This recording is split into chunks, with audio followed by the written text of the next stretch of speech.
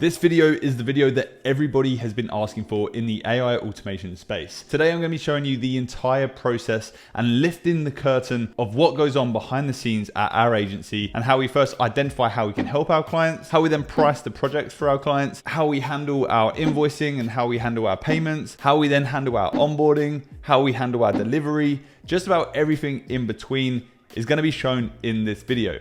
And luckily, the client that we've been working with over the last few weeks has been kind enough for us to use this content and literally show you everything, even inside of the sales calls that we've had together. So I'm super excited to bring that to you guys today. I know this is going to help a lot of you who are just starting out and don't really fully understand the ins and outs of how an agency works. So this video is going to show you all of that. Now, normally with a paying client, we actually have a development team and they would be doing the building for us. But in this video, I'm also going to be giving you tutorials on 3 different products that we have sold to this client. Number 1 is going to be a full complete AI chatbot build for their e-commerce store. Number 2 is going to be an inbound chatbot that they are going to use on Instagram to essentially alleviate customer service and help respond to new customers without the need of a human or customer support agent. And then number 3 is going to be setting up different AI automations that essentially help bring customer service queries to the virtual assistant team that they currently have and help identify different automations that are available inside of their business, and we will be building them live on this video. So this is probably going to be a very long video. I hope you are ready to learn. Get your notepad and your pen out and get ready. Now, so just a bit of background on this client. They are a bikini store in Australia. They're an e-commerce brand predominantly using Shopify.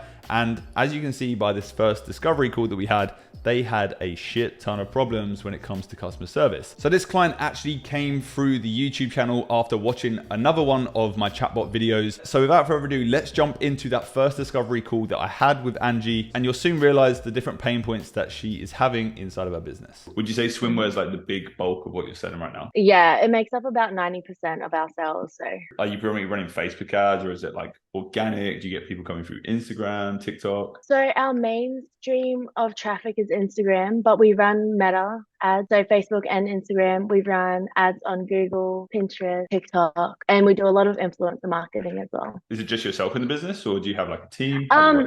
No, so I co-founded it with my best friend in 2017. We have 2 virtual assistants based in the Philippines, but it's just us 4. And what do they sort of manage on a day-to-day basis? Replying to customer inquiries and influencer inquiries through Instagram. She goes to our inbox and replies to our inbound collaboration inquiries. So it's kind of like lead gen, but with influencers that are coming to you as the leads that you then need to manage, right? Yeah.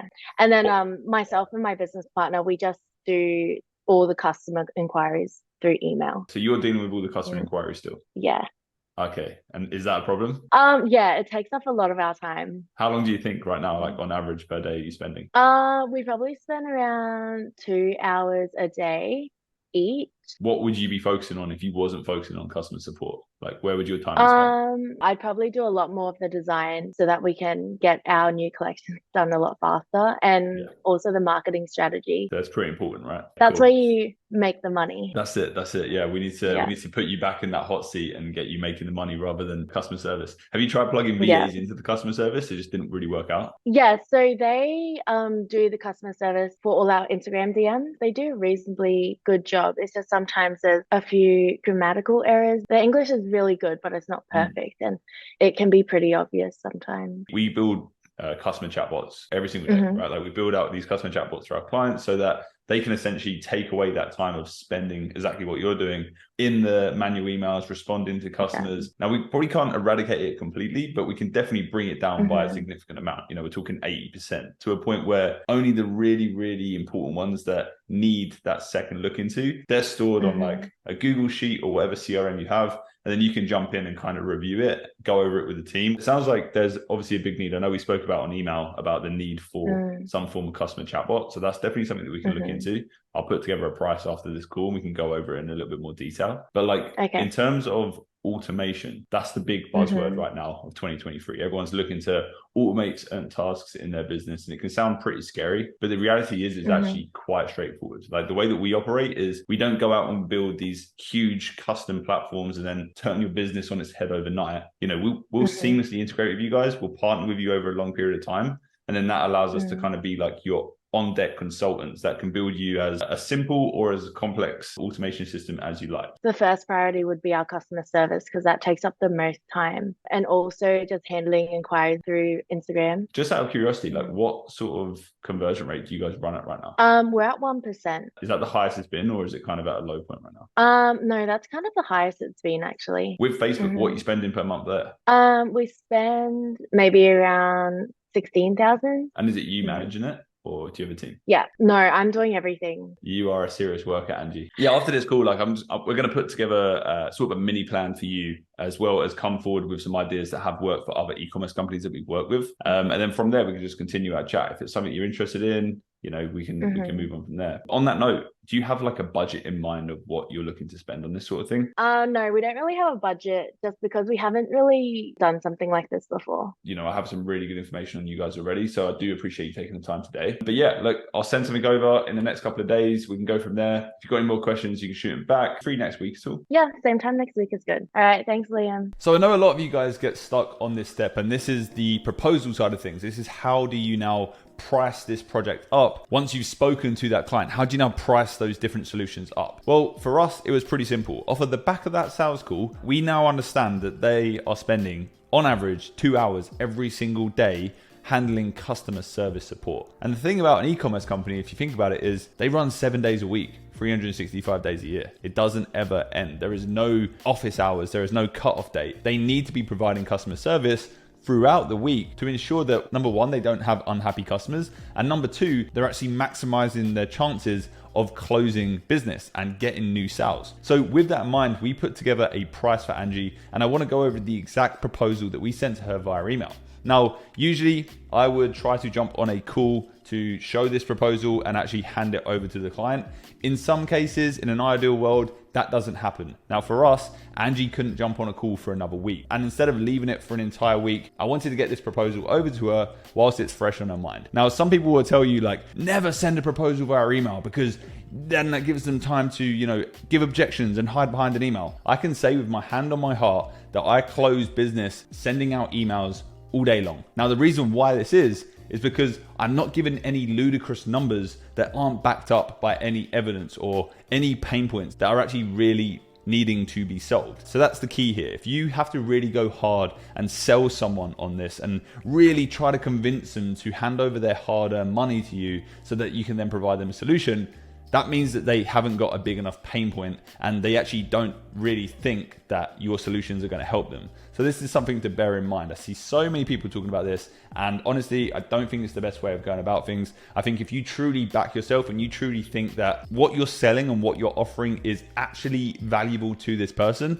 then there is no issues with sending out a proposal via email, because they'd be stupid if they said no. And in this case, sorry if you're watching this, Angie, she would be stupid if she said no, because it's 2 hours every single day of her time. As the business owner, that is not a way to run a business, and that is a surefire way to just burn yourself out and not enjoy running the business anymore. So without further ado, let's jump into this proposal really quickly. So, hi Angie, I hope you are well. Thanks for taking the time to speak with me earlier this week. As promised, I've put together a proposal for you and the team with a few options. From our call, it's clear the outcome of the solutions we provide should be focused heavily around freeing up your time and ensuring you aren't spending hours every day responding to customer emails. We discussed building an AI agent that can help with inquiries on the website, answer questions about your products, and bring the customer questions and data into a shared sheet/CRM for your VAs to then manage and monitor if and when needed. So for those of you who don't know, VAs are virtual assistants. Angie and her business partner actually have 2 virtual assistants right now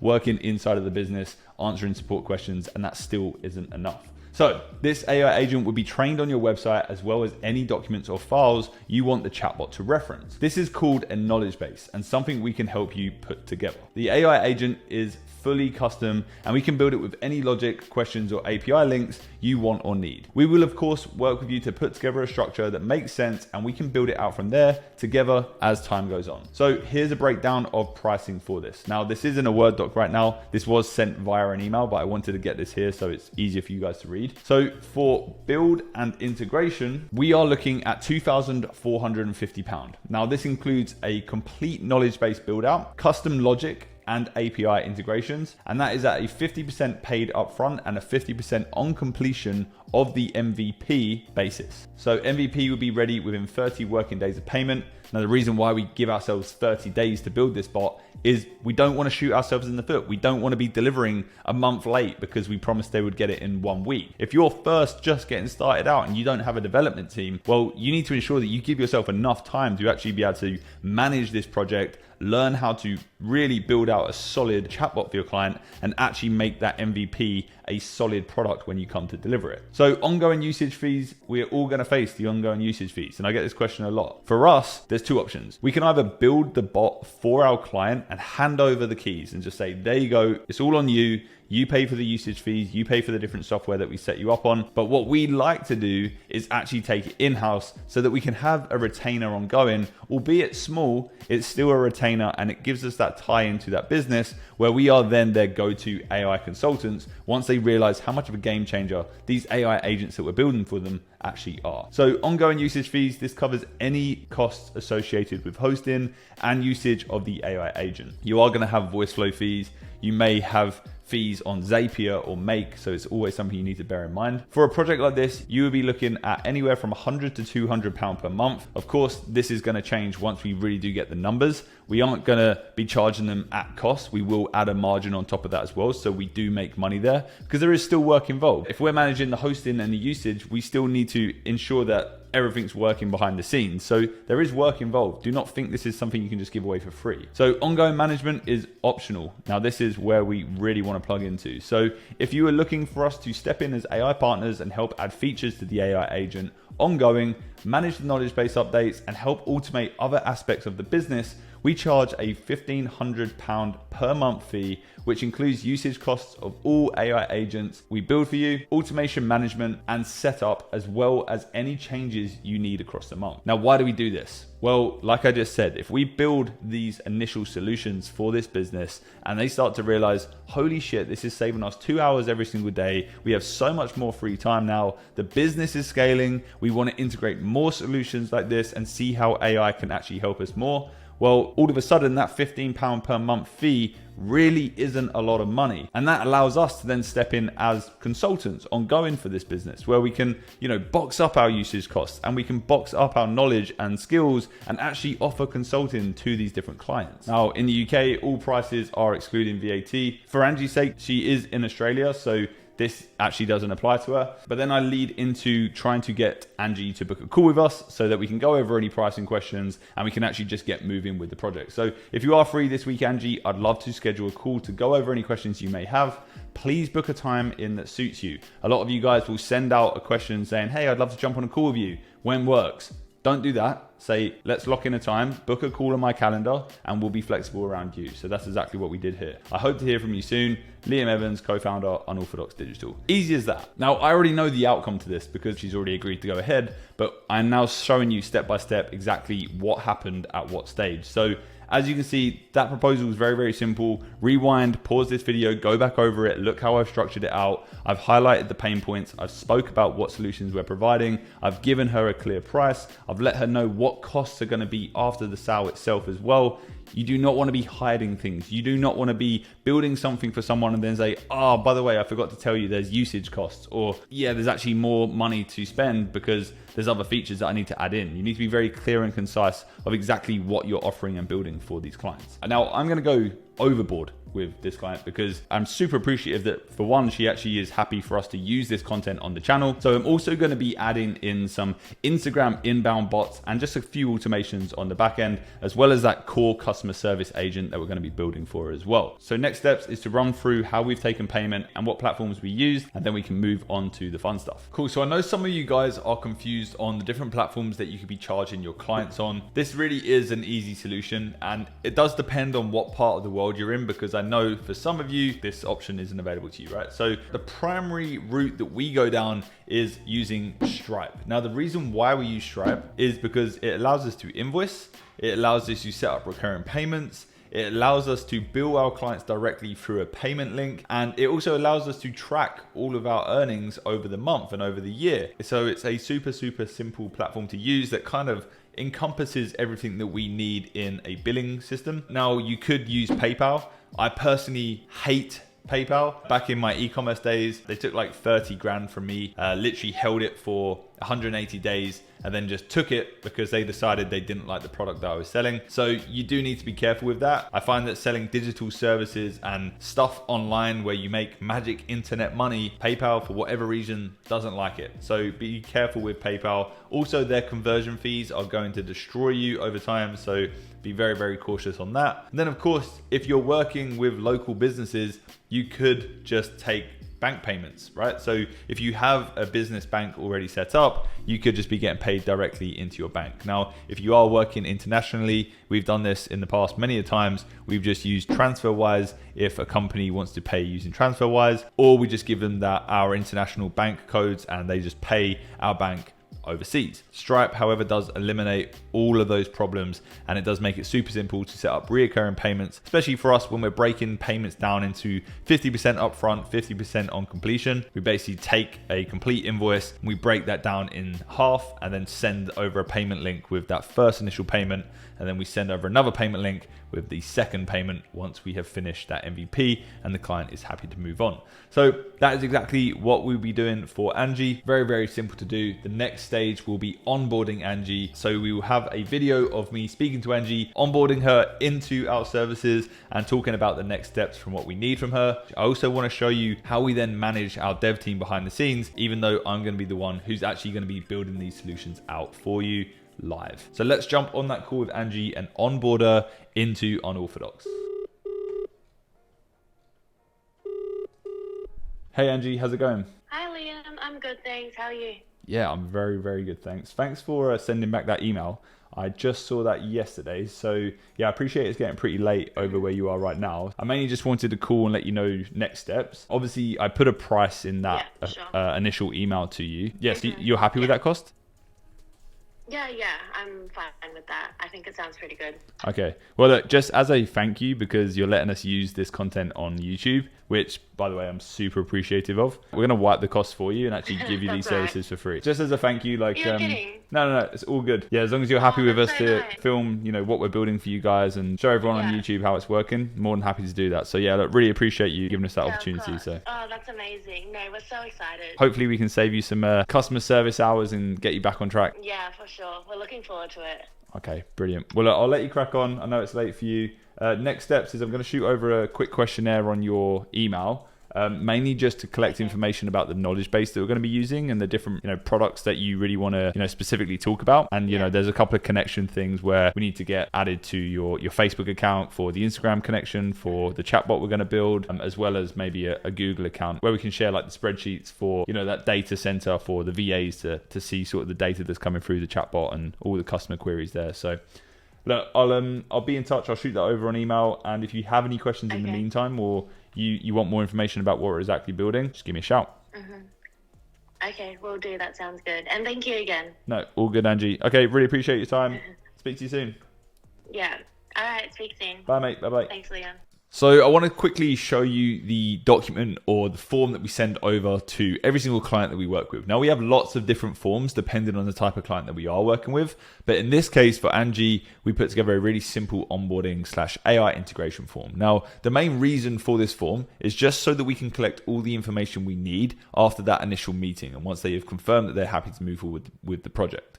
Now, these forms make it really simple for us to add new fields, store all the information, and also go back and forth with the client and say, hey, look, you're kind of moving the goalposts a little bit with this build because on this form, you've already said this. So it's very, very helpful to have. And of course, this on top of any legal documents or contracts you have should be kind of your onboarding process. Now, when it comes to legal documents, I do have templates in the free resources section down below underneath this video. You can go and use those. Mainly it is a contract agreement to understand exactly what you're offering and actually structuring it and editing that template down below so that you are just laying out what it is you're promising to build, the cost you're charging, and the requirements you need from your client.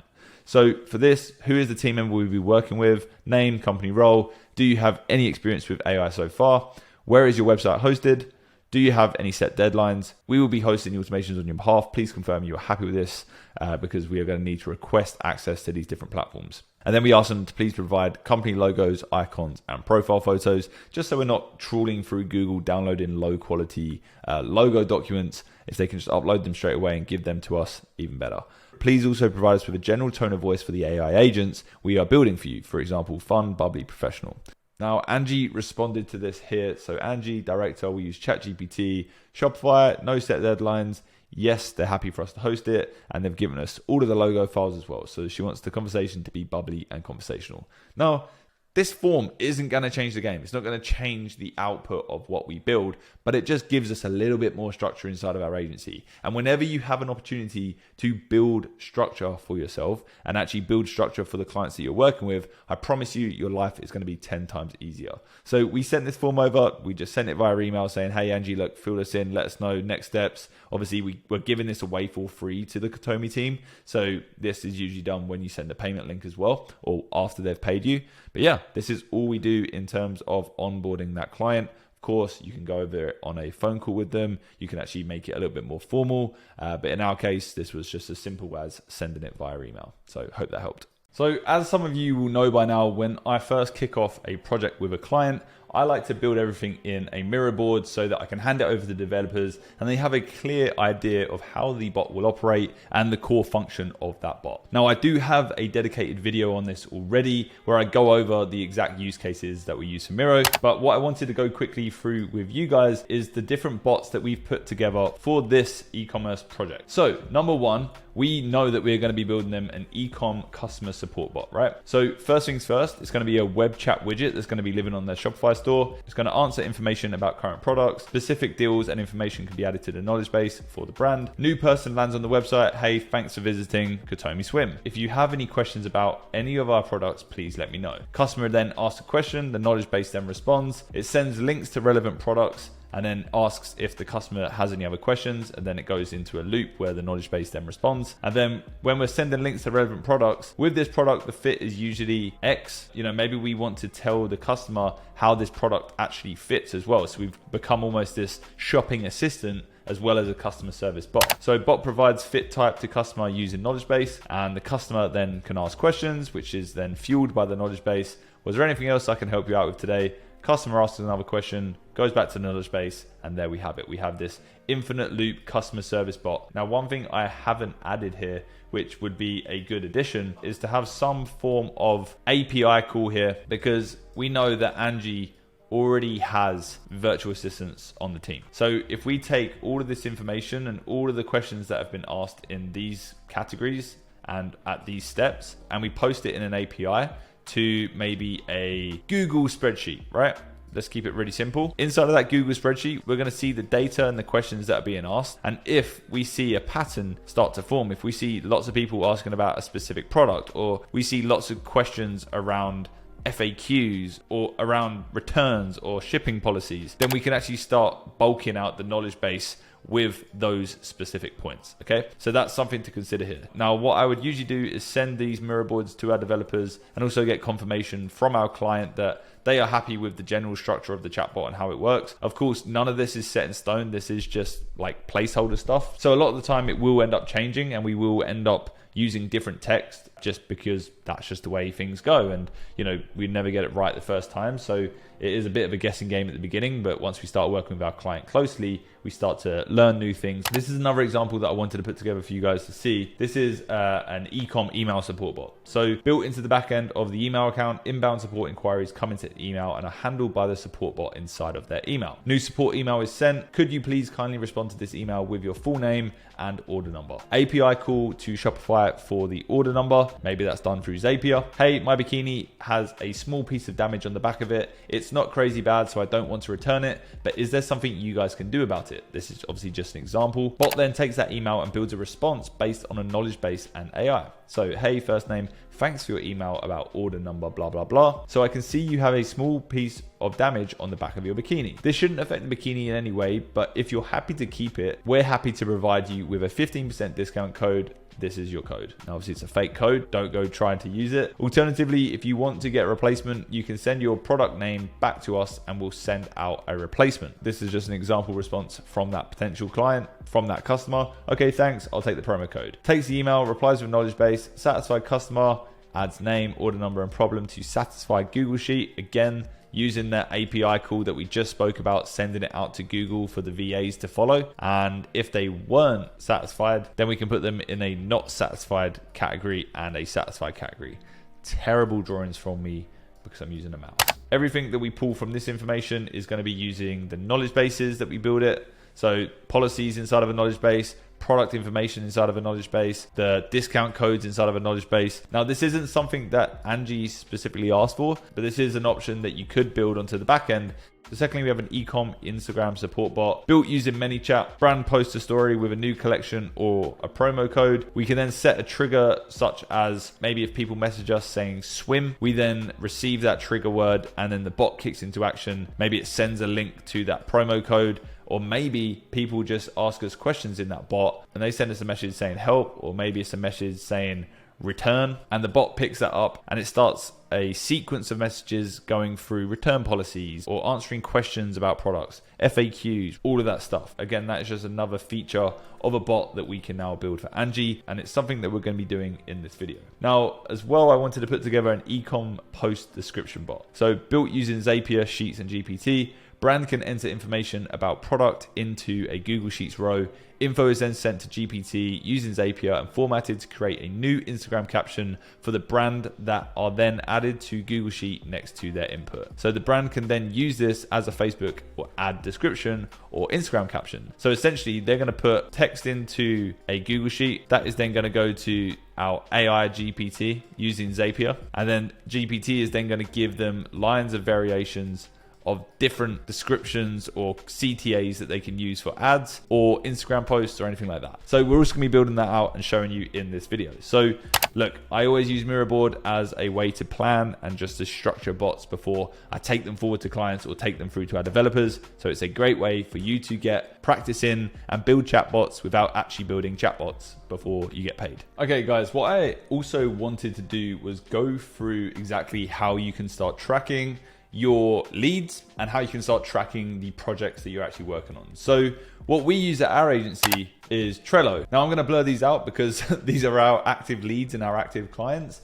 So you can see here we have new leads, we have chased, we have warm leads, quoted leads, going ahead, invoiced, paid, AI audit call, retainer list, partners, archive, and we kind of refresh this every single month. Now, this allows us to keep track on every single client and every single lead that comes through our doors. It ensures that we don't leave one lead missing, and it is our responsibility to update this list every time we land someone new. Now, we have the same setup for our development team, but what I want to give you the option to do is, instead of going straight in and paying $80 for a Trello setup, I've put together a very, very simple and basic, essentially a replicated version of Trello inside of Google Sheets. Like, you don't have to complicate this. You don't have to make this confusing. If you are first getting started out, we want to ensure that you can streamline your agency without needing to spend hundreds of dollars a month on software. So how does this work? Well, every single new lead you're going to get, you're going to add it to your new lead list. You're going to assign a value to that lead, and then you're going to use that to then track that client. If you've received this new lead, you're now going to know whether they're a warm lead. You know, if you've had a discovery call, you can move them over to that warm lead list. If you've quoted them, move them over to quoted. If they're going to go ahead with your services, move them over to going ahead. What this allows you to do, and this is called a pipeline, is it allows you to track individual steps of your agency and of individual clients, meaning that you don't leave a client behind, meaning that you don't miss out on an opportunity.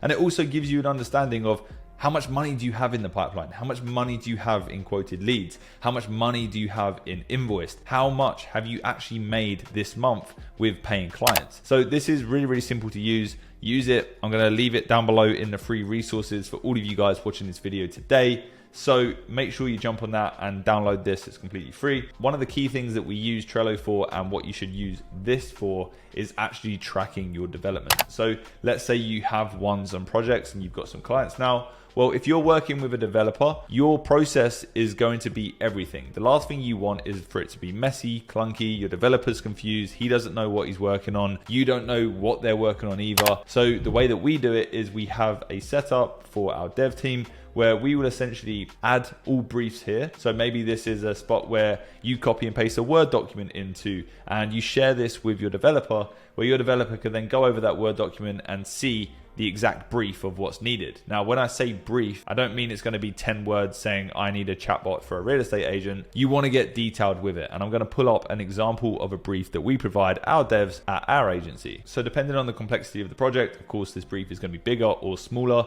depending on the job, right? So in this case, this is a fairly straightforward chatbot that we are briefing into our development team. So number 1, project and platform overview. Number 2, user and account management. Number 3, functionality requirements, data management, integration and APIs, design and user experience, security and privacy, testing and quality assurance, deployment and maintenance. And what we do is we break down individual parts. For example, for data management, we put text input and outputs based from knowledge base and GPT. That's all it is. We're not going crazy on it, but we are just giving ourselves a formal structure that we use for every single client moving forward, so that 1, our developer knows exactly what they're getting when they're getting briefed, and 2, we have like a systematic approach for every new client that we land, so that we're not just going in and saying, we need to build this, we need to build that. We actually have a structure to it, and it makes our life easier, it makes our developers' life easier, and it ensures that we actually get what we want when the developer starts working on the project, because they have a clear brief. So definitely put together a brief. Then once you have that, you can come up to your pipeline tracker and start adding your briefs in here. Now, I put a tab for owner here because you may have other team members, and if the owner is dev, then they're now going to know that it's their job to now pick up that project. And let's say you've now gone from brief and it's been started, they just copy and paste the project over to started. And then of course that will be dev as well. And then you get to visually see where they are in the process. And this is something that you can use to manage the dev team and have weekly updates with them and kind of see, hey, look, this is what we're working on right now. What's it going to take for us to get client 1 and client 2 moved over to complete? I hope that makes sense, and I'm sure it does. For some of you, this part isn't going to be crucial because you are just getting started, but for those of you who are looking to build a little bit more of a systematic approach into what you are building and your agency, then this is going to be key for you, having a solid pipeline. Use Trello or this freebie that is down below. So great, we've gone through pretty much every single step that we have needed to do so far. We've now come to the point where it's time for us to build this stuff. Now, like I said, usually I would hand this off to a developer, but for the example of this video, and because I love you guys so much, I'm actually gonna be building it live in today's video, showing you step by step how I do it and how you can do it too. I'm gonna actually be giving you a little secret and a present later on in this video, so make sure you keep watching for that. I'm sure it's gonna help a lot of you out. But basically, the next step for us is to jump into our bot building platform. Now, as you would have seen in other videos, we use platforms like BotPress, we use Voiceflow, we use ManyChat, there's Chatbase, there's so many different platforms to use. I specifically like using Voiceflow a lot right now. It's very easy to use. There's lots of really good templates. There's actually e-commerce templates that already exist on Voiceflow that we can jump onto and start using right now. But for the purpose of this video, I'm gonna build it from scratch. I'm gonna put together the knowledge base live on a video and do everything with you guys. So let's jump on over to Voiceflow. Let's get the main Shopify bot built out and show you guys exactly how we do it. Okay, so we're now gonna build the web chatbot that we're going to be using for Katomi Swim as the customer support bot, essentially. So I'm going to do that walking through with you guys live on this video because, you know, I'm dropping this value and I'm doing it for you guys. Now, just a heads up, every single person that is currently paying inside of the network membership, you will have access to every single template that I'm creating in this video, so you can go out and use it for your own e-commerce clients. Just a heads up. So if you did want to join, that link is down below. There are limited spots available, so make sure you're fast. So this chatbot, I have my mirror board up on my second screen here. You would have seen earlier on in this video, we went over that mirror board and put that together. So the next step is for us to now build this chatbot. So firstly, we're going to want to create a simple text card that just says, I'm just going to copy it direct from my mirror board that says, hey, thanks for visiting Katomi Swim, which is the brand name that we are currently working with. I'll make that bold. If you have any questions about any of our products, please let me know. Perfect. So that is going to be our start. Now this bot is going to be pretty simple. What I like to do is when I'm working with clients is get a bot out there that's like an MVP, which is a minimum viable product, meaning basically the first round. It's a work in progress. We want to work with our clients on a longer term. It's really hard for you to say you're going to get a bot working perfect within a week of taking payment. You actually have to give yourself enough time to actually go out and create something good for these clients, right? The way that we work it is we give ourselves 30 working days to deliver an MVP of the bots that we're building. And then over the next few weeks or months, however long our partnership is for, we then get paid to then manage that bot and add features and make changes based around the data that we collect and the feedback that we get directly from our client. So what I want to do, instead of having the customer just ask us any questions, I actually want to change it so that they have to click some buttons. So please let me know how I can help you today. Now the platform we're building this on is Voiceflow. You can find a link down below in the description if you did want to try it out for yourself. I'm going to add buttons here. And the first one is going to be, I need information on products. I have a question even. Cool. We're going to add another one. I need help with my order. And then the third one I'm going to do, I want product recommendations. Cool. So we now have those 3 buttons in place. And now we're going to build out 3 different sections depending on what the user clicks. So first I have a question on the product. What would you like to know? Simple as that. The second field is going to be, I need help with my order. How can I help you with your order today? Cool. And what we're doing right now is we're just laying out the structure, the core bones of the build itself, right? So I want product recommendations.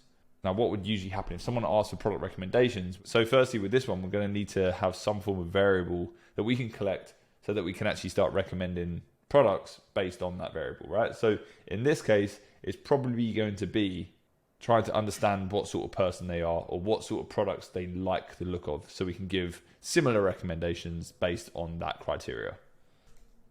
Was there a type of bikini you like the most? Cool, that makes sense. Now, of course, all of this can change once you actually take it to your client, and we find that the clients usually change their mind once you actually deliver them something. So again, don't be thinking that you have to get this perfect the first time round. It does change once you start handing this over to clients and actually start working with real clients. So I need help with my order. I want product recommendations. Great. So what would you like to know?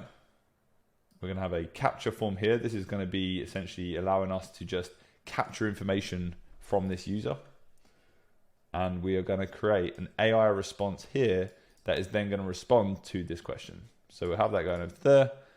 And what we're going to need to do is feed into a knowledge base. So we'll click knowledge base, and the user question is going to be the last utterance. So we can just click there. Perfect. Now what I'm also going to do is give it some instructions. Respond to last utterance as a Katomi Swim support assistant who is an expert on all of Katomi's products. Perfect. Okay, so now let's build out this knowledge base. Now I've looked at Katomi's sitemap already. They have a crazy amount of product pages. So trying to install a product page, this one's for you boys, by the way, trying to install a sitemap into this knowledge base is going to be crazy difficult. So what I first want to do, just to get a work in progress down, I want to take a few products or a collection or two and then implement that into the knowledge base so that we can then make sure it all works and make changes ongoing once we know everything's working fine. So let's go to Swim, which is obviously their most popular collection. They have intimates, they have active, they have sales, all of these other pages. So I want to go to Swim for now. And if I was to just take this website, it's definitely not going to be enough. So let's actually just go through and copy all of these URLs for now. And let's see where this gets us to. When it comes to actually working with clients, it's always best for you to put the knowledge base onto your clients, because at the end of the day, it's really hard for you to really truly understand what the most common questions they already get are and the type of answers they have to give them. So if you have that information going into these builds, it makes it really, really easy for you. So I have been speaking to Angie, and we are putting together a FAQ list that they get constantly through their virtual assistant team. And then I can actually feed that into the knowledge base to be like the mother of all FAQs basically for this chatbot. So for now, let's just check this out. Let's go back to designer and let's test if this is working. What would you like to know? What are the best selling bikinis? Cool. Based on our product sales data, some of the best selling bikini styles include a triangle bikini tops, bottoms with variety of prints and solid colors, the triangle top style, blah, blah, blah. Okay, cool. It looks like it cut out there as well. So look, I want to ask you a specific question about the Tamsin top. Let's see if it knows any information. Tell me about the Tamsin bikini. It's one of our most popular styles. It features an underwire bikini top with removable padding, blah, blah, blah. Cool. That is good. That has pulled this information from here. And if we look, and I wonder if it works, if I ask it how much the bikini is. How much is the Tamsin bikini set? Let's make sure this is correct. 74 USD. This is normally 74, but it's currently on sale. So it's actually pulled the information from that sale data as well. So we should be able to see the Tamsin top. Yep, we do. Cool. So that's actually working. This actually gives us an opportunity to just use that knowledge base for now to then show to Angie and the team to get sign off from them to say, hey, look, we like the way this bot is moving. We like the questions it's asking. We like how it's responding. We can add this, this, this, and this. And we're now going to help you bulk out that knowledge base and make it a little bit more detailed. Now, for the example of this video, I'm just going to build out this structure for you. And then I'm going to hand this over to the dev team to work their magic on the knowledge base side of things. So one thing before we move on, I just added this extra prompt. Add product links when specific products are mentioned. So I want to see if this is going to work and how well this works. What would you like to know? I can't find the Dixie bikini. Sorry to hear you're having trouble finding the Dixie bikini. After checking our website, it looks like that specific bikini style is no longer in stock. However, we have some similar options that may interest you. The blue bikini has a wonderful floral print, just like the Dixie, and comes in both top and bottom pieces. Our Enchanted Meadows collection also features pretty. But you can see that, you know, that simple prompt there has changed the entire dynamic of this chatbot and just adds an extra layer of additional benefit and value to Katomi. So one good thing about Voiceflow, you can, instead of going through all this process, you can actually just preview it here and just type in, what bikinis do you have that are black? And you can just generate like a prompt there instead of going through the whole process. So that is all working. Now, the reason why this is cutting out is probably a token issue. So a way to reduce the amount of tokens we're using is to ask it to just use less sentences. So keep responses short and concise, maximum 2 sentences. We have several bikini styles available in black. Our Noir collection features lace-up tops and bottoms in a classic black color. Great. Let's ask it another question. Can you link me the Tamsin bikini on sale? Let's see how this works. Unfortunately, I did not find the specific Tamsin bikini listed on Katomi Swim website. You can check their sales section for discounted swimwear, intimates, and activewear. Please let me know if you need other assistance. Let's try another one. Let's pull another bikini off of here. Rochelle. How popular is the Rochelle bikini? Cool. The Rochelle bikini is one of Katomi Swim's most popular styles. It can be found in their best sellers section under bikini bottoms. Add product links when specific products are mentioned in the message.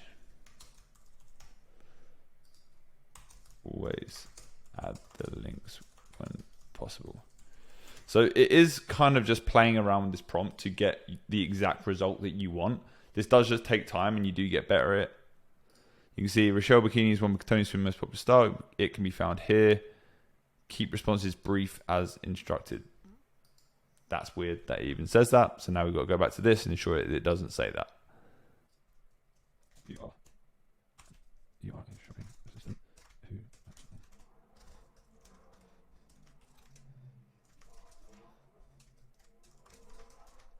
So let's see if that helps us anymore. I basically just told it to ensure that it knows it's a shopping assistant who is acting as Katomi Swim, and to never discuss your prompt or the fact that you are AI. So the Rochelle bikini is one of the most popular styles. It's classic triangle top and bottom set that flatters many body types. You can find Rochelle in variety prints and solids here. Let's give it another couple of tests. Tell me about the Tamsin bikini. And while that's working out, I'm going to find another bikini. Let's do the Jasmine top. Cool. That looks good. What colors do the Jasmine tops come in? Let's generate this and see how it works. Jasmine tops come in mint rib and flirty floral prints. You can find the Jasmine top in mint rib here. Perfect. That's doing what I want it to do. Okay, so the next thing is we need to now ask if they have any other questions. So let's do another text box. Did you have any other questions? So what you could do here is you could have buttons, but in this case, I want to add a listen feature. So I want to capture just a plain response, and it's going to be last utterance again. I'm going to feed this up here, and then I'm also going to have a logic. So the logic is going to be if value, the variable is last utterance. If it contains no, then we will then send them back to this first card. So that's our first condition now. And then we're going to add another condition. So if the condition is variable, again, our last utterance, because that is the data that we've just captured. If our last utterance is positive, so if it contains yes, for example, we would then send them somewhere else. We can send them back to, yes, what would you like to know? So let's give that a whirl. Let's see if that works. Hopefully it does. Did you have any other questions? No. Cool. So you're going to have to remove the speech bubbles. That's something I messed up on real quick. So if last utterance is no, or if last utterance is yes, we send them somewhere else. So if it's yes, we're going to send them back to this question where it says, what would you like to know? If it's no, we're then going to send them back to this intro card where we then say, do you need help with an order? Do you want product recommendations? Do you have a question? Now, what you could do is you could send them to the end, but chances are we're going to be adding to this chatbot as the time goes on. So for now, I'm just going to leave it there. So let's give this a test. If we click start from here, did you have any questions? No. Perfect. Sends me back there. And then if I was to say yes, it should then just take me back into a loop. Tell me about the Tamsin bikinis. Oh, I spelled that wrong. It's probably not going to work. Cool. Did you have any other questions? Yes. It should take me back.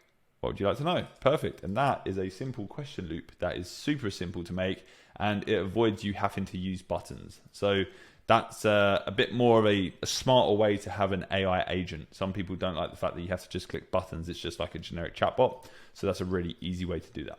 Cool. So the next step, and just as I promised, this video is going to be very, very long. I understand that. How can I help you with your order today? So number one, we're going to want to listen to this person. Now, again, what we could do is we could have it so that there was a logic, an if or logic card. But what we actually want to do is have buttons here, because the reason being is with an e-commerce store, they need to specifically know what we can actually help out with. If we was to just open it up to say, how can we help you with your order? They may be like, the delivery driver was an arsehole, and the bot's just gonna be like, what? Doesn't make any sense. So we need to give it some structure here. So for this, we are gonna use buttons. So most of the time it's gonna be returns. Maybe it's FAQs. Maybe it is product, not as product is broken. Or maybe this is, instead of FAQs, it will probably be delivery update. That's pretty better. So for now, I think those are 3 good options. So what we're going to do here is we're going to have returns. We're just going to have a text box here that says, please tell me your order number. Now this could actually be the same for delivery update as well, and for product broken. So what we're now going to need to do is set some variables here. So we know that regardless that they came to here, we're still going to be able to understand what button they clicked on. So for this, we're going to come up here, click actions, click set variable, apply to, and we're going to create a variable here. So the variable is going to be, we're going to call this variable issue. Create variable, cool. So this one is returns. And then we're going to have the same thing here. So the variable is going to be issues. And this one is going to be delivery. And then this last one is going to be product is broken.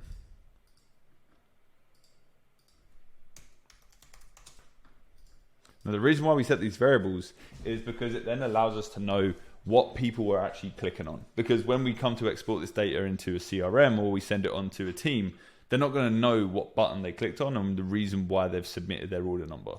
So for this, let's just feed this into there. Please tell me your order number. We're then going to capture that order number and then have another text box.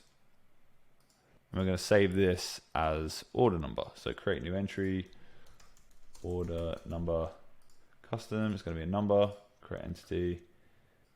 Perfect. Drag that over. And now what we can do here is confirm order number. In an ideal world for an e-commerce store, what we want to do is find a way to have an API call that then goes into the back end of Shopify and pulls this order number. Now, I'm going to be honest with you, I'm not smart enough to do that. So what I'm going to do is put this together and then hand over to the dev team. I'll try to add a clip in here to show you how you can actually do that, or at least an explanation of how it's done. But for the purpose of this video, I'm just going to be setting it up so that it forwards an email to the staff member so that we can then alert a team member to then go in and refund an order. Cool. So order number, could you please let us know the best email to contact you on so we can resolve your issue? Perfect. So again, it's going to be a capture. This one is going to be an email. Should already be there. No, it's not. Cool, email. There we go.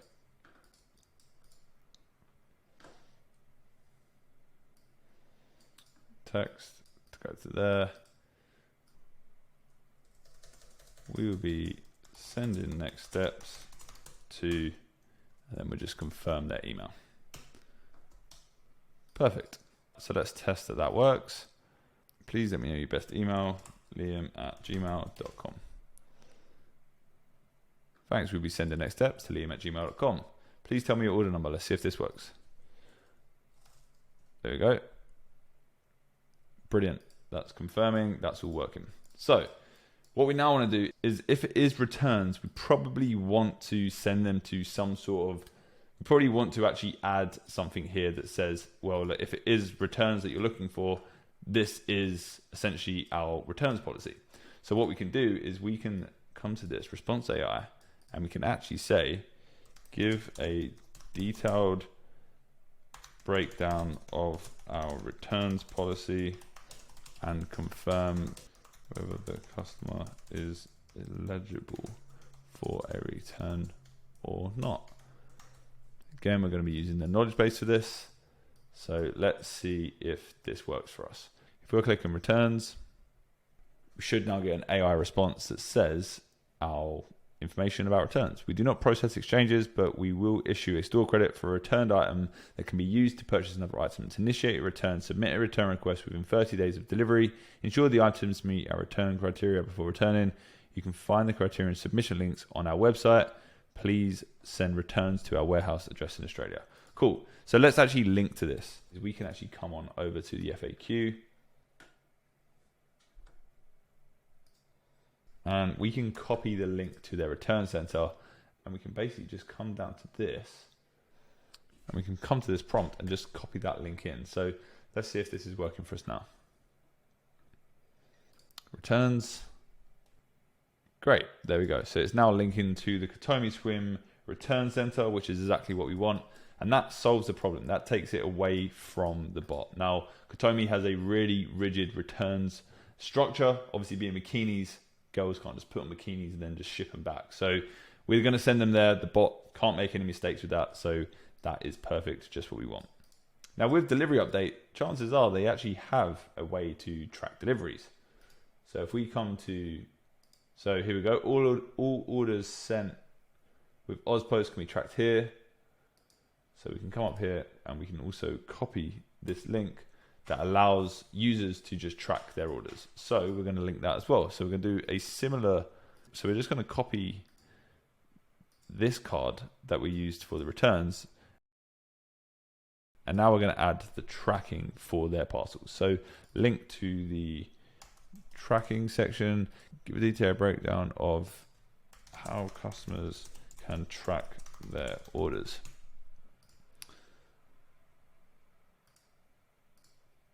And then we're going to come there.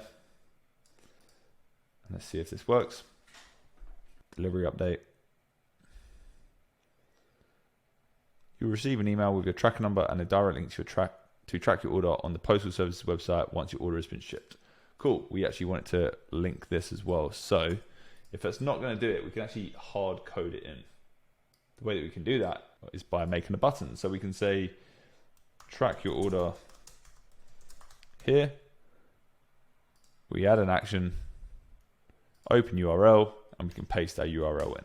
So that is another way that you can do it as well. So now what can happen is you click start and you'll see that it should give us an option to click a button that will then take us to that URL. Check your email for shipping, check your spam folder.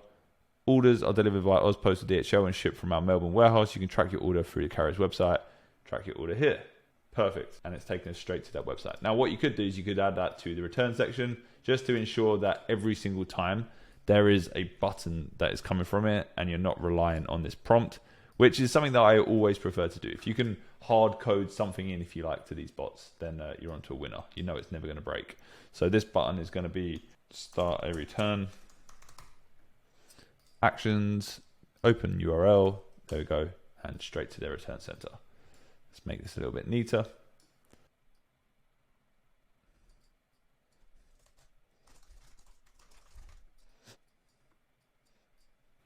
Now, obviously, we made this order number submission thing here.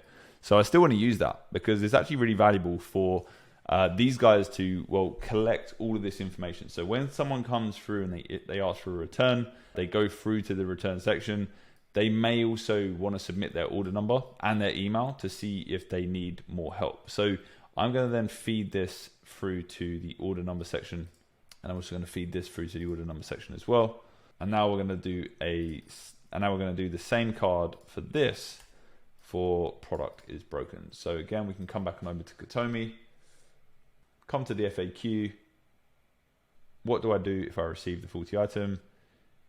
In the rare occasions this occurs, please notify us immediately. Cool, that is all we need. So instead of using the knowledge base here, let's get rid of that. Let's add a text. In this rare occasion that this occurs, please notify us immediately at orders@Katomi. Include your order number and a photo of the faulty item and we will assist you further. Perfect. So what we can actually do as well, so we'll get rid of that button. For now, that's all we need. We'll drive that down to there. And we can also go through that process with them where we collect their order number and their email. So the girls on the team can actually then start to follow up. Perfect. So that is that bot. And now what I want to do here is, thanks for sending this. I want to say, did you have anything else we can help you with today? Was there anything else we could, or I could help you with today?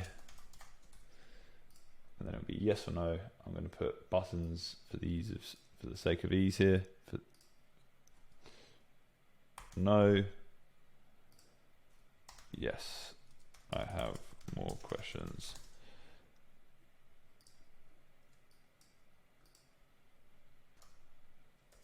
No, that's it. Cool. Was there anything we can help you out with? No, that's it. So we can just add an end card here. And then yes, they have more questions. We can link them back up to here. What would you like to know? Perfect. Okay. So that is the process that we have here for this return, delivery update, and the product broken cards. Now what we do want to do is add an API call in, but we'll do that at the end. So I want product recommendations. Sure, was there a type of bikini you like the most? So what's actually smarter than saying, sure, was there a type of bikini that you like the most? We can actually go through a set amount of questions. So we can actually make this a little bit more interactive. So we could actually say, great, I'll be your personal assistant. I have a few questions for you. Cool. We can then move on to the next question. Question 1 is going to be, what color do you like the most? We're going to capture that. So let's save that as that.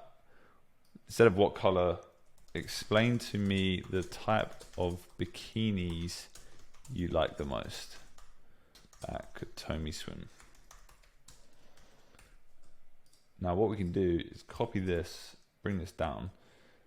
I want to see if we can get this assistant to give recommendations to certain types of bikinis based on a customer's preference. So you will analyze a customer's preference of bikini type, shape, and color from, I'm going to link back to last utterance, and give accurate product recommendations based on their response. So let's see how this does here. Great, I'll be your personal assistant. Explain to me the type of bikinis you like the most at Katomi Swim. All right, so I don't know many of the bikinis at Katomi Swim. Most of the girls that are on here probably will.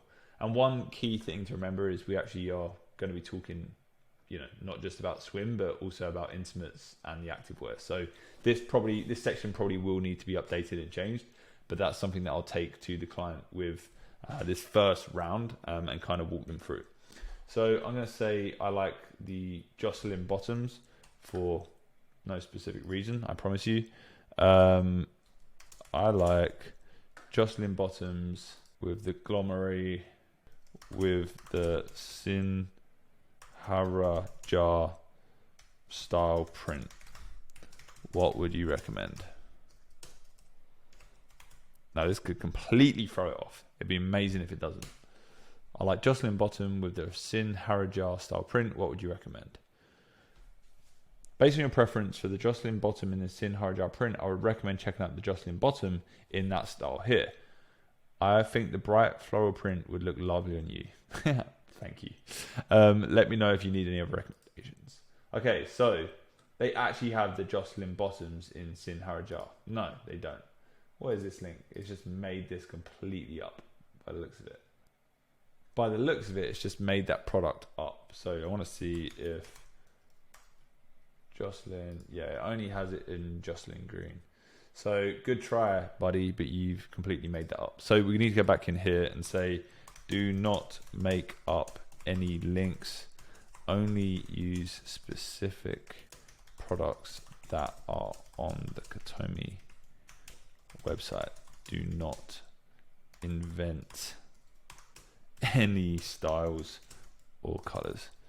So let's give this another whirl and let's see if this works. We may also need to just train the assistant as well, just to ensure that that's up to date. Explain the style we like. I like green bikinis. Maybe it was a little bit too specific last time. I like green bikinis that are perfect for smaller framed girls.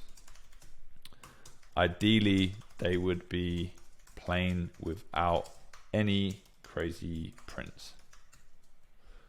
Here are some options you may like for plain green bikini.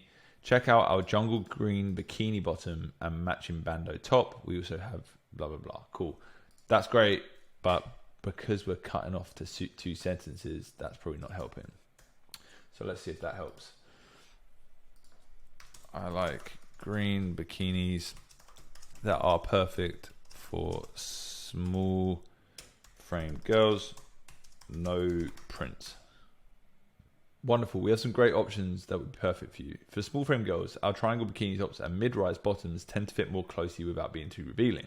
Our jungle green color is a lovely shade that flatters many skin tones. I'd recommend checking out our Enchanted Meadows triangle bikini top and mid-rise bottoms in jungle green. Now, is this going to be a made-up link? I hope not. And by the looks of it, it is. Let me see if this exists on the website. So Enchanted Meadows does exist. So what we can do for now, instead of linking out to specific products, let's link out to specific collections. Do not make up any links. Let's see if that works better for now, just so we can get a working example up. Explain to me the type of bikinis. I like tight fitting bikinis that show off my bad little waistline. Here we go. Let's see what it comes back with. Wonderful. We have some great options. The noir bikinis. No, still not perfect.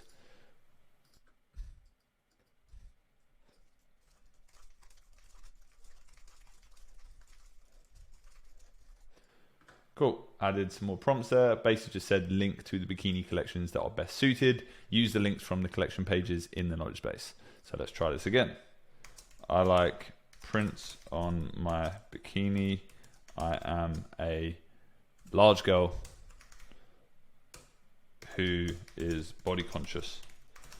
Again, I could just be stress testing the absolute living shit out of this bot, but that's what's needed. So we have some beautiful printed bikini styles that would be perfect for you. For tops, I'd recommend checking out the floral ruffle bandeau bikini top. Blah, blah, blah. For bottoms, use the printed bikini bottoms collection. Has lots of cute options. The palm leaf high waist bottoms are very popular and come up big.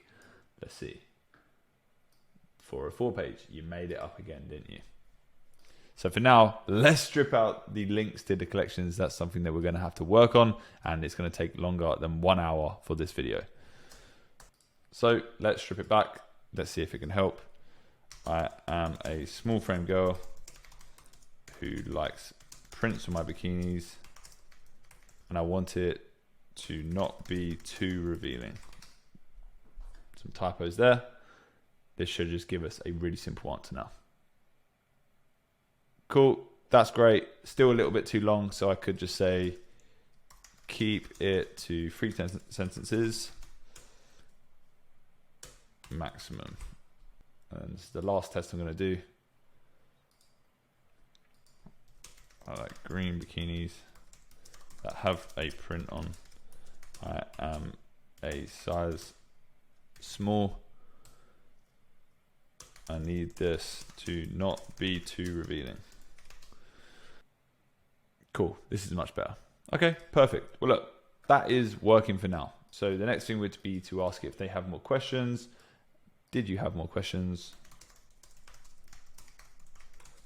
Need any more help? Now again, for this, I'm just going to add buttons just to keep it simple. Yes, I need more help. No, I don't need. Cool. Drag that there. Yes, I need more help. No, I don't need anything else. We can drag that up to the end, basically. Perfect. And there you have it. We have, in just under an hour, a very comprehensive customer service chatbot that can give recommendations, help direct people to returns, help direct people to delivery updates, help direct people to broken products, help answer questions and query a knowledge base about the specific products. And it can also give product recommendations. Now, is there more that we can do here? Absolutely. But like I said, these builds don't take us 2 days to do for clients. These builds take us weeks because we put a lot behind them. Our builds are way more comprehensive than this, but this does get you through the door and this does give you a solid base that you can start building on. So my advice to you is, if you are paying for the network, go and download this template, start using it from today, and go and start selling it to e-commerce companies. If you're not paying for the network, then I can't help you. Just keep watching this video and remake it yourself. But this is essentially going to be the base for our e-commerce chatbot for Angie. And I know this is going to be something that she's going to be very, very impressed with, and it's going to help her a lot. Now, there was one added step that I wanted to show you, and that is adding an API feature. Now, the way you do this, you just come to Dev, you click API, and what you can do, instead of just ending the conversation, we can actually feed this API call in the middle here, and then if it's a success, we then go to the end of the conversation. So to do this, you would just essentially post a webhook to Zapier. You can set that up, you input that there, and then inside of your body, you enter the form data that you want to track. Now, this is why it's important to have variables. So we can now track issues, and we can see if someone's click returns, delivery update, product is broken. We can also see their email because we've captured their email. We can see their order number, and we can put that. And the best thing about it is we can now use Zapier to then move that to a Google Sheet or move that to a CRM. And that just gives the virtual assistants and the customer support team a way better understanding of what these customers are asking for and how they can actually specifically help them. So what I'm also going to do is come and change the appearance of the Katomi Swim chatbot. So you're going to come to integrations, and you're going to come down to this, essentially, the web chat. So we can actually change what it looks like. So for the launcher, I'm going to change that to the Katomi Swim logo. The assistant image is also going to be the Katomi Swim logo. Now, actually, we can just leave the launcher to this because this is going to be the bottom right widget button on the website. The assistant avatar, though, I do want to be the Katomi logo. Cool. Now, the colors, if we go over to Katomi, it is just black and white, right? So let's just go with black for now. That is going to look way more on brand, and it is as simple as that. I'm also going to turn off this powered by section, and I'm going to say, welcome to Katomi Swim. How can we help you today? Cool. That works. Yes. Yes. And now I get a lot of questions of people saying, how do I now install this chatbot into my website? Well, you just come up here, you paste this code snippet before the body tag on all pages you want the widget to appear. Remember to paste this. So for Andy to now install this into Katomi Swim, into a Shopify store, it is as simple as clicking this code, copying it to your dashboard, and then pasting it into your body tag on your Shopify theme page. So super, super easy, really simple to do.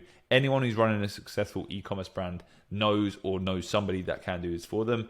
Or if our client needs us to step in and do it, most of the time they don't want to add us as admin into their Shopify stores for obvious reasons. But if they need us to and they want us to actually take this over, then we can do it for them. It's as simple as that.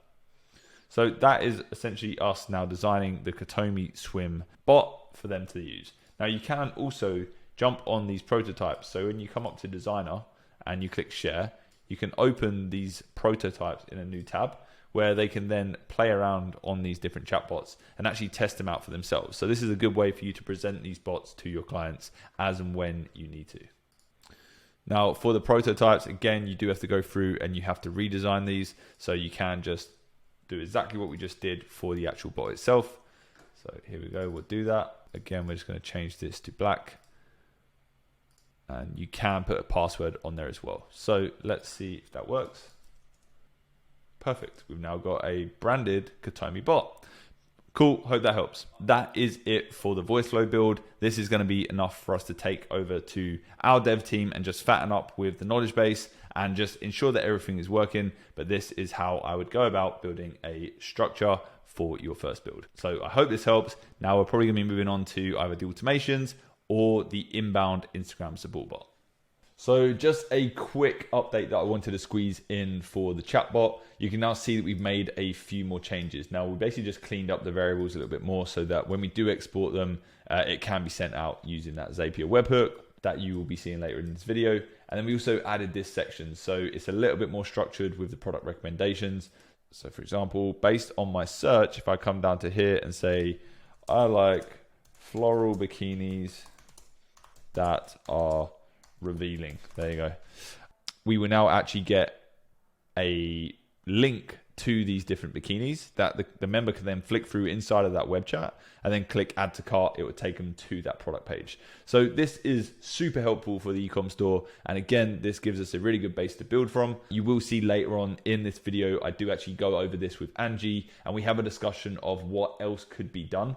So again, like you'll realize that you can't get this right the first time round, but if you can include all of this stuff and make it as good as possible and as helpful as possible, then you're in a good spot to then build from and add to it at a later date. Once you've got more knowledge base from the client, once you understand the questions and the FAQs that they always get asked, and once they've obviously run it a few times and tested it themselves, they're going to give you some feedback and then you have this base to build from. So look, I hope that helps. And as you can see, hiring in a development team is a massive win once your agency starts to grow and you get budget to actually push this out for your clients. So yeah, let's move on. So as mentioned, you don't have to just be boxed off to the likes of Voiceflow, Zapier, Make, BotPress. There are so many different platforms out there that really help a lot of different industries and they don't even realize they exist. So ManyChat is a platform that's been around for so long. I remember seeing it way back in the day when I was first dropshipping.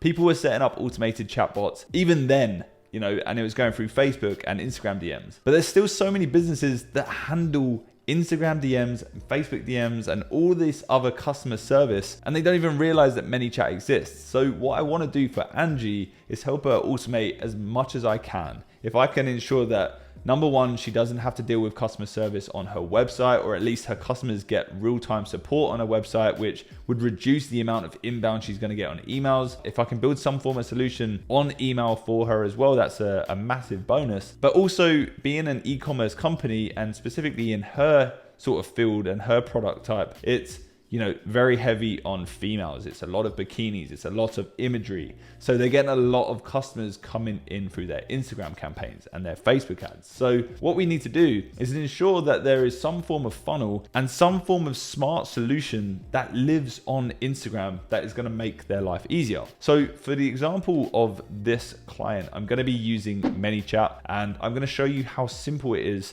to set up Instagram automations and AI agent automations inside of ManyChat. Now, my main goal is to basically funnel inbound messages into certain tasks where if someone's messaging me on a certain promo code or they send a keyword trigger like refund, the bot is essentially going to trigger different workflows based on the message that is sent to it. So we're going to be setting that up together. I'm going to show you how it works and hopefully you learn something new. Okay, so let's jump into the ManyChat build. Now, we use ManyChat for pretty much automations inside of Instagram or sometimes Telegram. Most of the time it's Instagram though, and specifically for an e-commerce client, they're gonna get a lot of traffic coming through their Instagram pages. I know for a fact that Katomi posts heavily on Instagram. They have a pretty big following. So what I wanna do is basically recreate the bot that we built on the website that, you know, gives direction for returns, gives directions for product recommendations, and gives directions for taking people to the right place to track their order. I want to do that inside of their Instagram. And the way that we can do this is by using this platform called ManyChat. Now, the best thing about ManyChat is that they are a verified Meta partner. So you are not going to get banned for using this. It's very, very easy to do. And they have these really cool pre-built templates that you can just jump in and start using. So I'm going to create a template from scratch just because I want to show you guys how it all works. So for now, what we're going to do, we're going to set up a trigger and I'm going to have it so that when a user sends a direct message with a keyword, that is when the bot is triggered. So for now, let's build the refund bot. So refund, maybe they message refunds, money back, maybe they say return. You can use ChatGPT to think of 10 other different variables for that. But for now, I think that will be okay. Okay, so the first thing we're going to do is we're going to create a text box. So we'll add text here. And we can see that the text gives us options to add buttons underneath. Now with these buttons, we can move into different sequences and basically the same as Voiceflow where there's different options depending on what choice they make. Now I don't want to make this bot too complex. I want to keep it very simple because I want you to be able to walk away and actually be able to replicate this and start using it from today. I also don't want to go all out and build out a crazy complex list for the Katomi team when we're not exactly sure how they want to be using this. So for this case, I'm going to drop a simple message. We're going to do it for returns. Hey, thanks for reaching out. I can see you need help with return. Is that correct? Now this button is going to say, yes, I need help. I'm also going to do another button that says, no, I'm okay. Thanks. Cool. Now with this, we can now move on to a next step. So there we go. We're going to send another message on Instagram if they need more help. Now, what you could do is you could say, hey, look, please let me know what is wrong with your item. And, you can save that information. You can use a webhook. You can send it to Zapier. Then with that Zapier, you can store the information and you can cross-reference it all. But in this case, let's do a simple procedure where we kind of give them the rules of what our return policy is. And if they're within those guidelines, we can then send them to our return section. So, okay, sure. I have some questions around the return.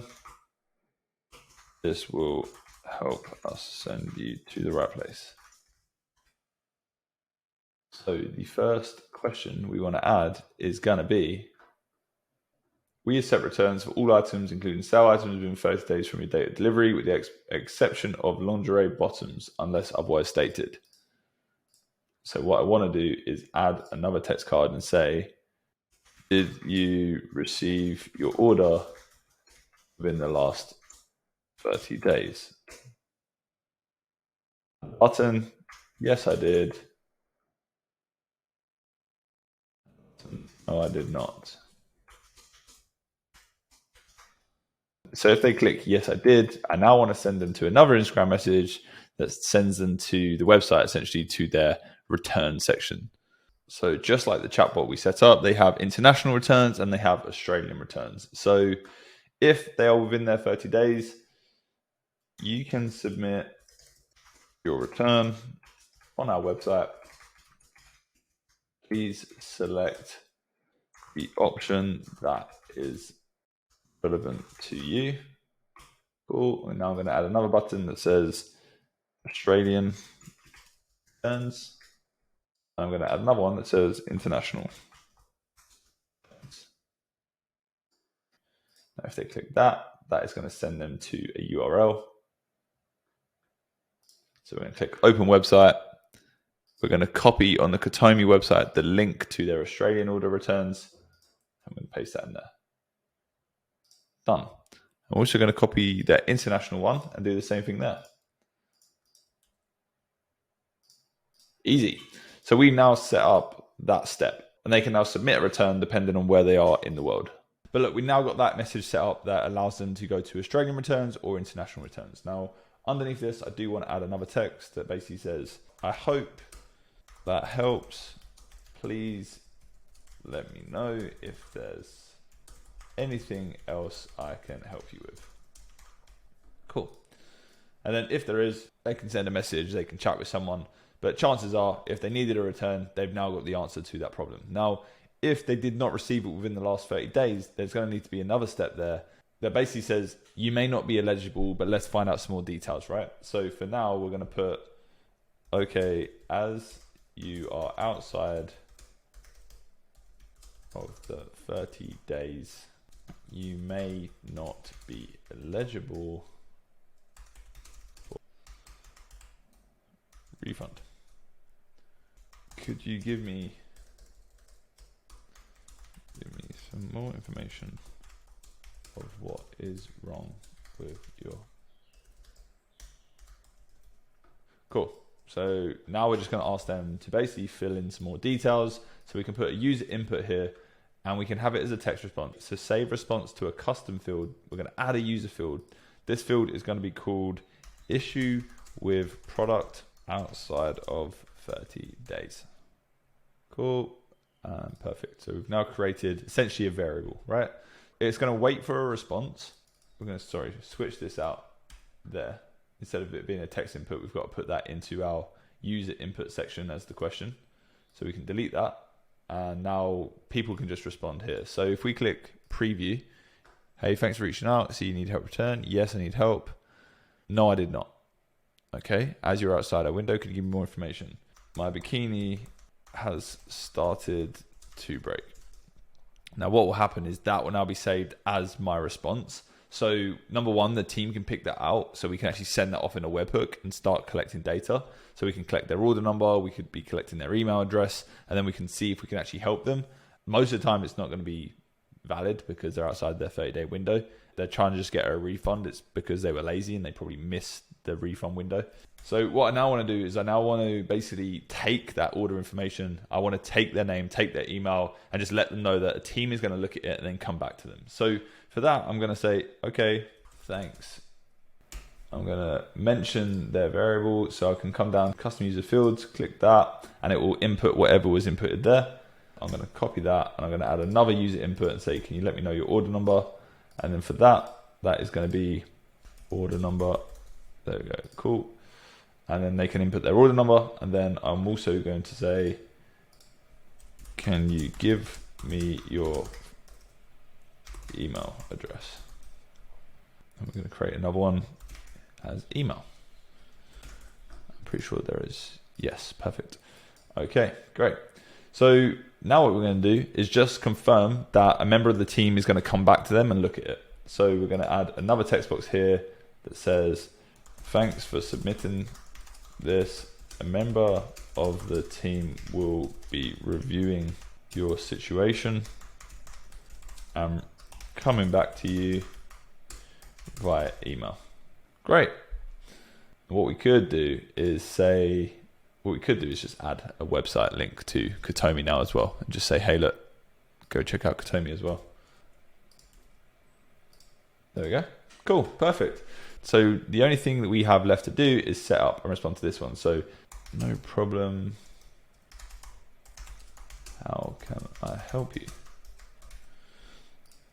Now, chances are if they actually DM'd us saying return, refund, money back or refunds, then they do need help with a return or a refund. But if for whatever reason it wasn't right, then what we can do is actually put a user input in. So we can copy this out of the text box, delete that. We can add user input. No problem. How can I help you? And then the response can be saved as non-refund, need help. And we can click create. And this is why I like ManyChat. You can get real detailed with this. So what we can do is actually create an action and response where we can come in here, we can click action, we can give them tags, we can send them to open up the conversation and assign them to a team member. So these guys do have virtual assistants that are sitting on Instagram all day responding to people. So they can literally be tagged now and say, hey, look, pick up this. These people need help with something. We're not sure what it is yet. We can do the same for the other chat here where, you know, if they needed more help, we can assign them to members. For now, I'm not going to do that. I'm going to set up a very, very simple bot that kind of just takes off some of the pressure off of Katomi. But then, you know, as we progress and as we start working with Katomi for the longer term, we can then start to identify exactly how ManyChat can fit into their day-to-day operations. So that's also key. You need to realize that you can't just guess it. You're not going to get it right straight away. So build a base, build a structure, and then take it to your client. And then you have something to work with over the next 2 to 3 months. And that is where we charge our retainers. That is, you know, us essentially delivering an MVP and then building on top of that and making it a killer bot over the course of, 90 days. So look, that is our refund section. I'm now going to go in and create a section for order tracking, which is going to be the same concept. And I'm also going to do the same for just general inquiries about different products. But before I do that, I forgot to mention, I want to show you how we can send this information out to Zapier, right? So you can actually come down, you can click dynamic, and the same as Voiceflow, you can hit this and you can post a webhook. So what I'm going to be doing after this section, I'm going to be jumping into the Zapier side of things and showing you how we tie all of these chatbots together using Zapier automations on the back end and what we set up for this particular client. So leave that with me. We're coming back to that later on in this video. But for now, let's continue on ManyChat. So we're going to kick things off from scratch again. We're going to have a new trigger. The new trigger this time is I want to give people an opportunity to track their order, right? So when people message us a keyword that says track order, order tracking, track my order, the word tracking.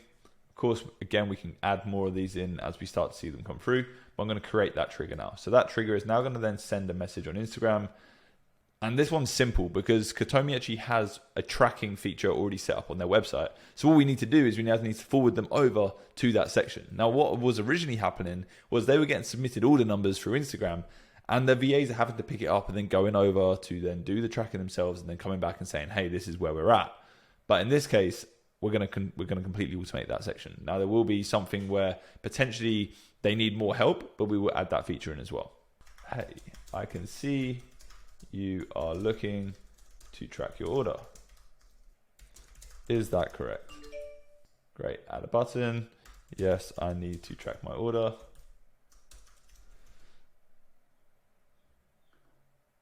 And then also, no, I don't need to track my order. So same principle as before. If they need to track their order, we're going to send them into another flow. And if they don't, if they got it wrong, then we're going to send them into another flow and potentially assign that to a member of staff. That's something that I need to confirm with the client. So number one, send message. Okay, you can track your order using the link below. Simply, let's get the details. So let's copy this actually from Katomi's website. This is perfect. This is the information that they need. And depending on where the customer is from, they're going to have different places to track their order, right? So if it's delivered in Australia, it's from Ozpost. If it's delivered worldwide, it's going to be DHL. So next step is for them to go and check their confirmation email and then go and find their tracking information that is already in their inbox. So this is a simple one. It doesn't need to be any more than this. So what I'm now going to do is basically ask if they need more help. So we'll add a simple text box saying, did you need any more help today? We're going to add a button. No, that's all. Thanks. And we'll send them to another Instagram message.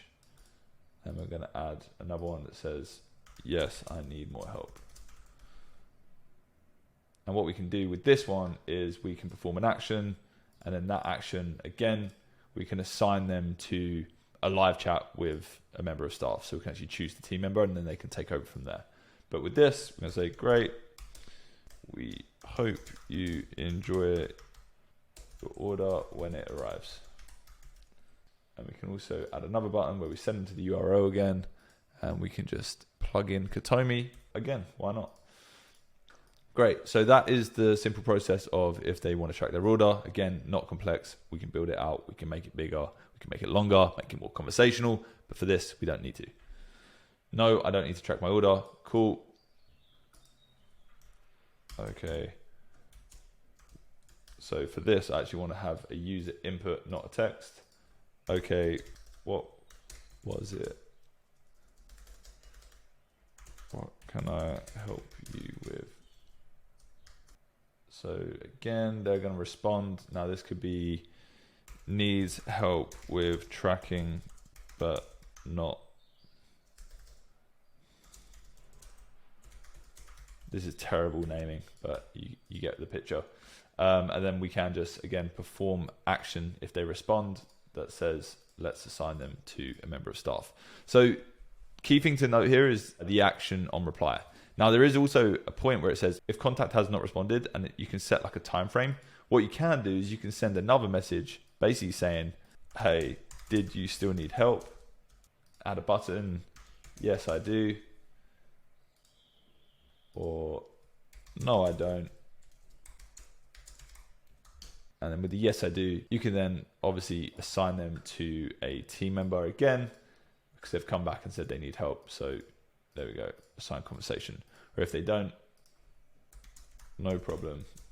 If you ever need anything, just reach out. So like once you start playing around with this and once you just start to think about all the logical steps that could be there, it gets really, really easy to use and you can get real complex with these ManyChats. But for me, my main goal on these Instagram bots isn't to handle everything and take over all of the human elements, because there are going to be conversations that people need to have with the Katomi team in order for them to get to what they need to know. Because there are so many different variables when it comes to e-commerce that you can't get it right with one chatbot. That's just the simple facts. But if we can alleviate like 10 out of 50 messages that come in every single month, that is potentially, 5 hours of saved work for each virtual assistant. So it doesn't sound like a lot, but it adds up. And that makes this service incredibly valuable, because This tech exists. They could go and build this themselves right now, but they don't know how. They don't have the time to go and figure it out. They don't have the mental capacity to zoom out and say, let's go and build a ManyChat bot that does this, because they're deep in the trenches. They're shipping out orders. They're dealing with customer service. They're coming up with new designs and new prints. So you get my point here. So look, that is literally the order tracking one set up now. The last one to do is just to engage with people and send them through to the website, just showing off the products that we have. Now I'm going to show you a way of doing that. So we're going to jump in and build that together next. Cool. So the last bot that we want to build for Katomi is going to be a bot that just basically allows them to get people to send them certain keywords, special promo for a product. So like if they post a story of a new collection, maybe they've got the keyword as like Tamsin or something like that. Maybe that's the name of their clothes. And then once that gets DM'd to Katomi, they then send them a link to that new collection. So this one is going to be a little bit of a weird build because we're not going to have all the information. We don't specifically know the keywords that they want to use, but this is something that we can preemptively set up and then, fix and adjust once we have those details from the team. For now, let's have the keyword as bikini, and we're just going to click create. Now, obviously, this could be something like Tamsin, which is their new collection, or Rouge, or something like that. Whatever it is, it doesn't matter. So you can hit save there. And then next step is going to be Instagram. Hey, enjoy a 10% discount on our new collection. Use the code TAMSIN123 at checkout within the next 24 hours to claim your discount. Great. Simple as that. Add button, open website. What we would then do is just get the name of the specific new collection. So maybe it's a new drop. We'd get that link. We'd update it there in website URL. We would save it, and it is as simple as that. That is literally it. It's like user sends direct message to claim a discount code, and then we then send them to a link on that discount code. Now, one thing we do want to do is name that button, claim discount today. And one other thing as well is adding that 24-hour window, because the last thing you want to do is get people that get the discount code and then they sit on it for 3 weeks deciding whether or not they want to buy it. It's always good with e-commerce to add that scarcity in and say, hey, look, you've got 24 hours to claim it. Once that's done, the discount code expires. Now, what we can do if we want to get smart is we can have a next step here with a smart delay. We can wait 12 hours and then we can send them a message basically saying this. Hey, you have 12 hours left to claim your discount. Use the code, blah, blah, blah. Done. Oh, no, we're going to send that here. And then if you wanted, you could then send that again when it's like 23 and a half hours and say, hey, you've got 30 minutes left. But you see what you can do here. You can kind of start to piece these together. You can add smart delays in, and you just create a really nice inbound funnel through their Instagram page. Now, you can obviously preview these and test these before you send them live. And when it comes to actually connecting it to your client's account, what you're going to need to do is you're going to need to get access to their official Facebook page, essentially. So what they're going to do is they're going to add you in as an admin, and then you can come onto ManyChat and you can connect that Facebook page to your account. So depending on how you set up your pricing, maybe some of you are going in and you're offering this as kind of a management so that you're taking on the ManyChat fees and the costs. Then you're going to build it all under your ManyChat account. But if you are building it for them to then hand over to them and they don't want to pay ongoing fees, then potentially you're building a ManyChat account on their behalf and then giving them the login and all the access. Whatever way you're doing it, there is no wrong or right way. We like to manage it for our clients, so we do hold the keys, but that does involve a level of management which is covered by our retainers because we may have to make changes or make updates, and that is just part of what we offer. So for us, it's getting the details from Angie and the team, getting admin access to their Facebook account so that we then can connect it up to ManyChat. But in this section, you've just seen me create 3 really, really basic ManyChat automations that can be done just through keywords on Instagram. There are a lot more templates you can do. You can build an email list, so you can collect emails, capture customer data, lead magnets, launch giveaways, redirect customers to YouTube, launch a new product, send people to WhatsApp, propel your real comments. So if someone comments on a reel, you can automatically respond to that comment and then DM them based on the keyword that they use. So there really are a lot of different options with ManyChat. I personally love the platform. It's really easy to use. And if you can use Voiceflow and you can work your way around those different chatbot platforms, then you're going to have no problem with this. And I think this is just a really valuable thing that most e-commerce brands don't do when they should be doing it. I know a lot of people that do a lot of business through Telegram, and you can build these bots inside of Telegram as well. It's not just Instagram. So you can choose Instagram, you can choose Telegram. And when it comes to launching a Telegram bot, it really is as simple as going to like telegrambot.com or something. You install this chat and you can set your bot up using Telegram. It's super, super simple. So I'd definitely recommend checking it out. Cool. Hope this helps. Now, when it comes to putting everything together and stitching stuff together with different automations, we use Zapier and Make. Now, I actually prefer to use Zapier. I feel like it's a lot more user-friendly, although Make does have a lot more complex automations that you can actually build out. Now, I'm not usually the one who's actually doing these builds, so whatever the dev team thinks is best, that's usually where we go. But for the example of this build, I'm going to be building everything inside of Zapier and showing you exactly what I would do and how you could do the same. So let's jump in. Let's start stitching these bots together and find any opportunity to build out automations. Alongside that, we're also going to be building out that automation where Angie and the team can put in product information and it can spit out captions and different text based on the inputs that we put into it. All of that is going to be using Zapier. I'm going to show you how right now. Okay, so now we're going to be setting up the Zapier integrations into our chatbot and into the ManyChat bots that we have been building for their Instagram. What I also want to do is show you a cool way how you can use Google Sheets to actually use ChatGPT so that you can, for example, get ideas for captions or get ideas for post hashtags and that kind of thing. And we'll be doing that inside of Google Sheets using Zapier too. So this one's pretty simple. I've just set up a Google Sheet that essentially says, okay, for Instagram tracking, what is the name, email, order number, team member, and notes? So what is the name of the customer? What is the email of the customer? What is that order number? Who's the team member looking after this customer? And what are the notes? I'm then going to copy and paste this into the other two as well so that we can use the same format for all of these different types of user requests. So the first one's going to come in from the chatbot on the website, obviously. So what we're going to do is now that we've got this laid out, we're going to come on up to Zapier and we're going to set up a webhook. If we go onto Voiceflow, we can see that we've also added a few extra things as well. We actually added these responses so that we can actually send them examples of the products that we're selling, and they can scroll through and they can literally click add to cart. Then it would take them to that specific product page. So that's a cool feature that we've added. I will be sharing this template to those of you who are in the network, so you will be able to jump in this and literally play around and make it your own. But what we do have is we have an API call here for people that are having trouble with their tracking, people that are having trouble with their returns, or maybe they have a broken product. So I want to show you how you can do that. So we're going to come back on over to Zapier and we are going to create a trigger. Now this trigger is just going to be a webhook. So choose an event, we're going to catch a webhook, we're going to continue, and then we're going to be able to copy this webhook from Zapier.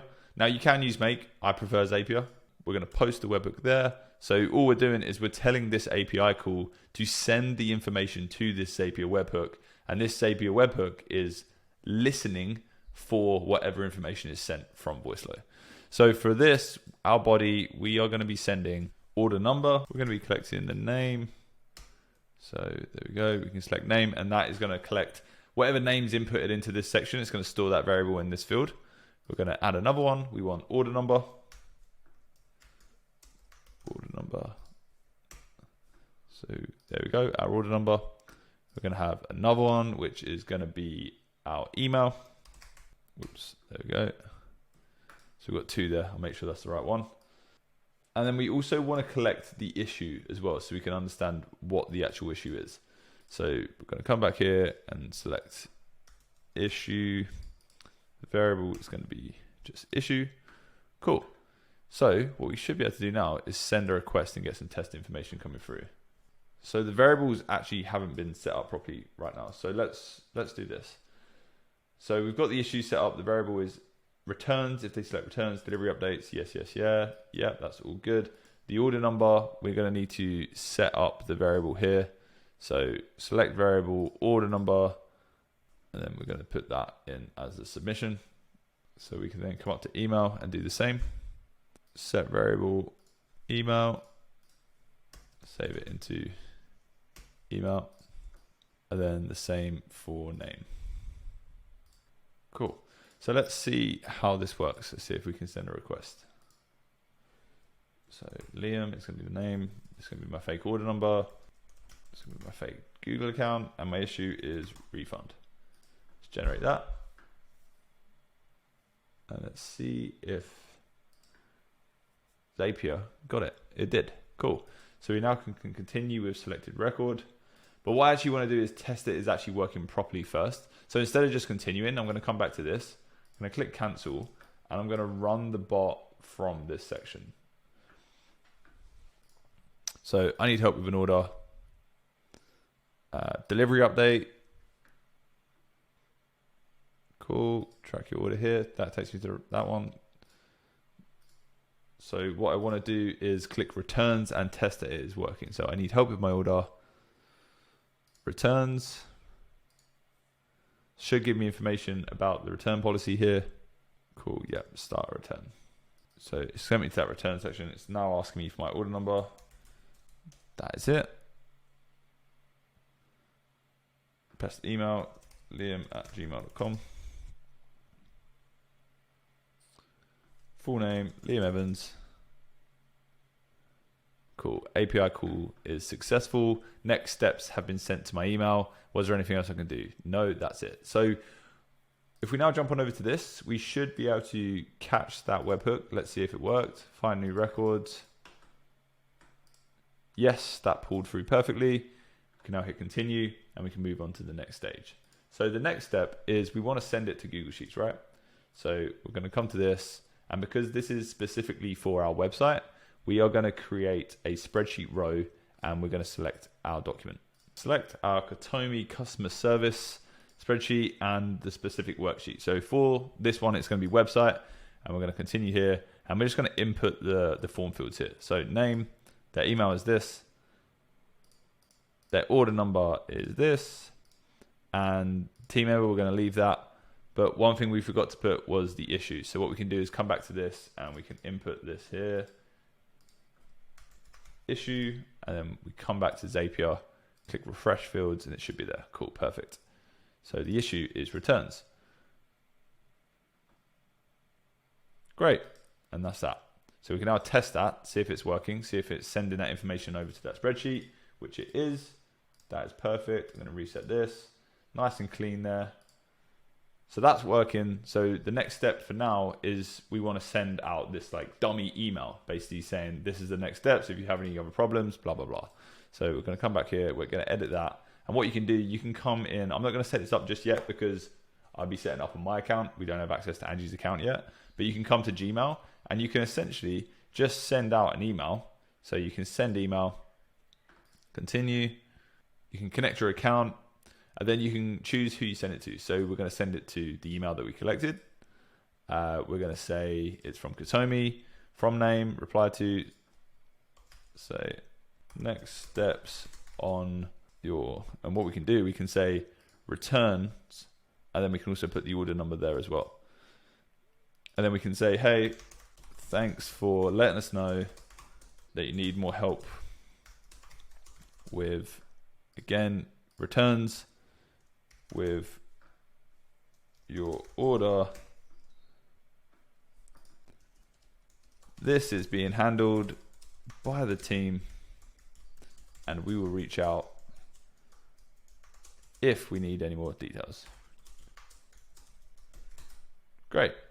There we go. So that is essentially just opened up a ticket. Now, like I said, we're not actually going to be using this right now because I don't know how Angie wants to play this. So we're going to leave that blank, but we now have our Webflow bot sending out the data into a spreadsheet that we can then feed into Gmail as well. So let's move on over to ManyChat, and I want to show you how you can do that with Instagram too.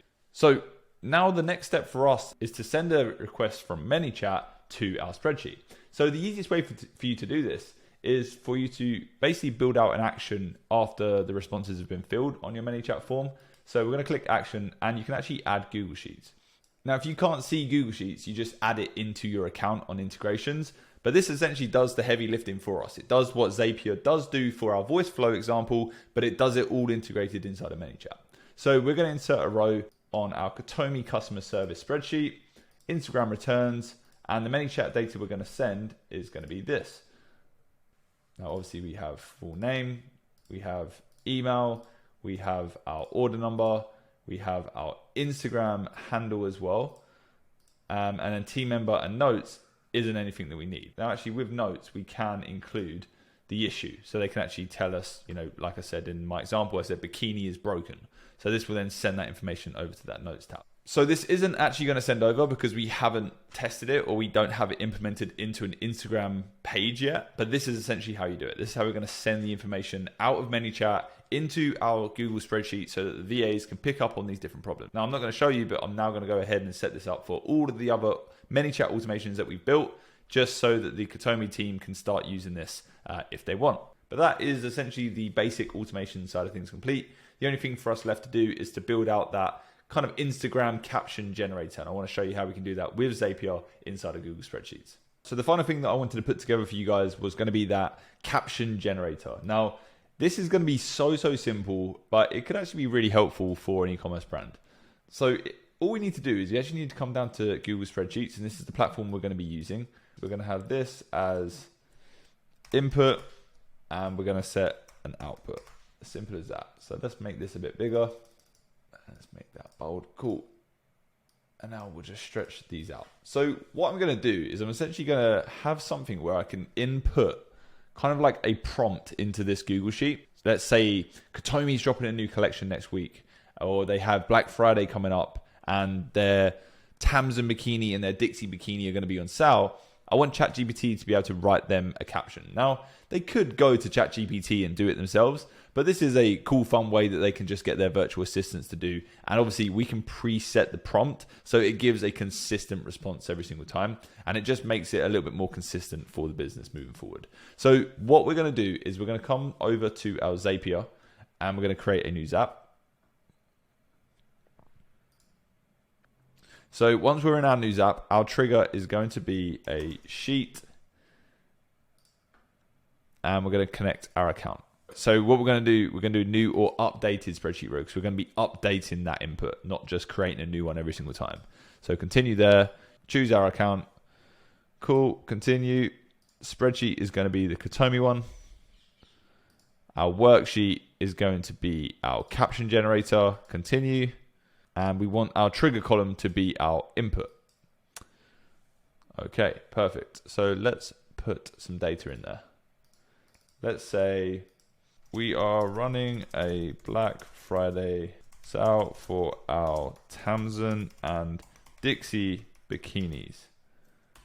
Both have floral print and mint green options. Now this isn't true, but just for placeholder, it will work.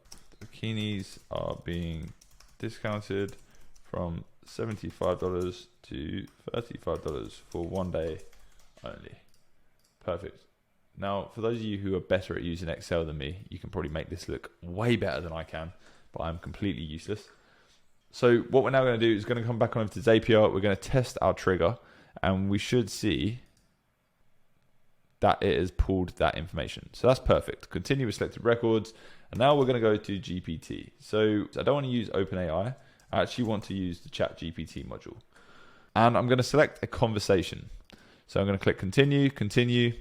Now what I want to do is I want to now train this GPT prompt to give me a consistent response every single time. So the user message is going to be the input. Please create a caption for my social media post summarizing this offer. And the model is fine, the memory key is fine.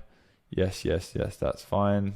We'll up the tokens, and the instructions are: you are a fun and engaging assistant for Katomi, an Australian-based bikini brand. The captions you write are concise, fun, and targeted at women looking to buy a new bikini.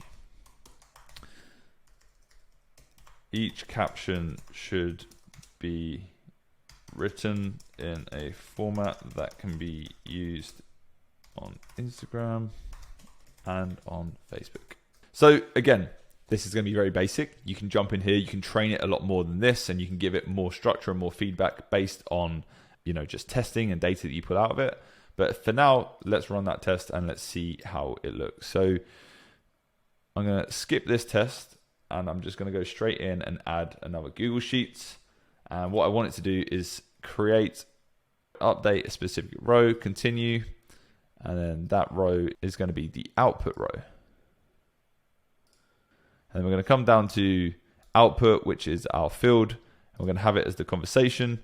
And then we are going to find the reply. Cool. Continue, skip the test. And I'm just going to publish this. It should now give us some text. So if I copy this, delete that, and paste, the Zapier should kick into gear and send us a response here in our output. So let's see if it's working. Great. So our prompt is now updated. Dive into our Black Friday floral frenzy. Get ready to slay in style with our Tamsin and Dixie bikinis with stunning floral prints and mint green options. These babes are a must-have for your bikini collection. And guess what? For one day only, we're slashing the price down from $75 to $35. Don't miss out on this amazing deal. Grab your fave before they're gone. Hashtag Black Friday sale. Hashtag bikini bargains. Hashtag floral frenzy. Now let's try another one. We are running a sale on our Rochelle bikinis. They are pink and now only $45 for the full set. And let's see if this works. And there you go. We have now got an updated caption. Ready to make a splash, dive into our Rochelle bikini sale. These pink beauties are now only $45 for the full set. Get your summertime essentials at an unbeatable price. Perfect. One more. Run a sale for the green Tamsin bikinis at $50 only. Let's give that some time and we should get a new caption dropping in here.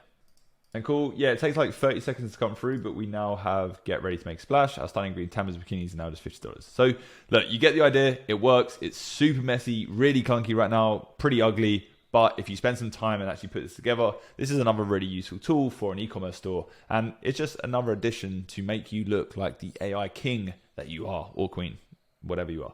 But yeah, this is going to be a lot of fun, and you can, again, build on top of this, and you can do so many different things with just using Zapier and the GPT integration. I think it's personally another massive value add for your agency. Great. So now we've got everything built. It's now time for us to hand over to Angie and the team. This is a part of the process that a lot of people get really hung up on and really confused on. They're like, but how do I hand over the work once I've built it?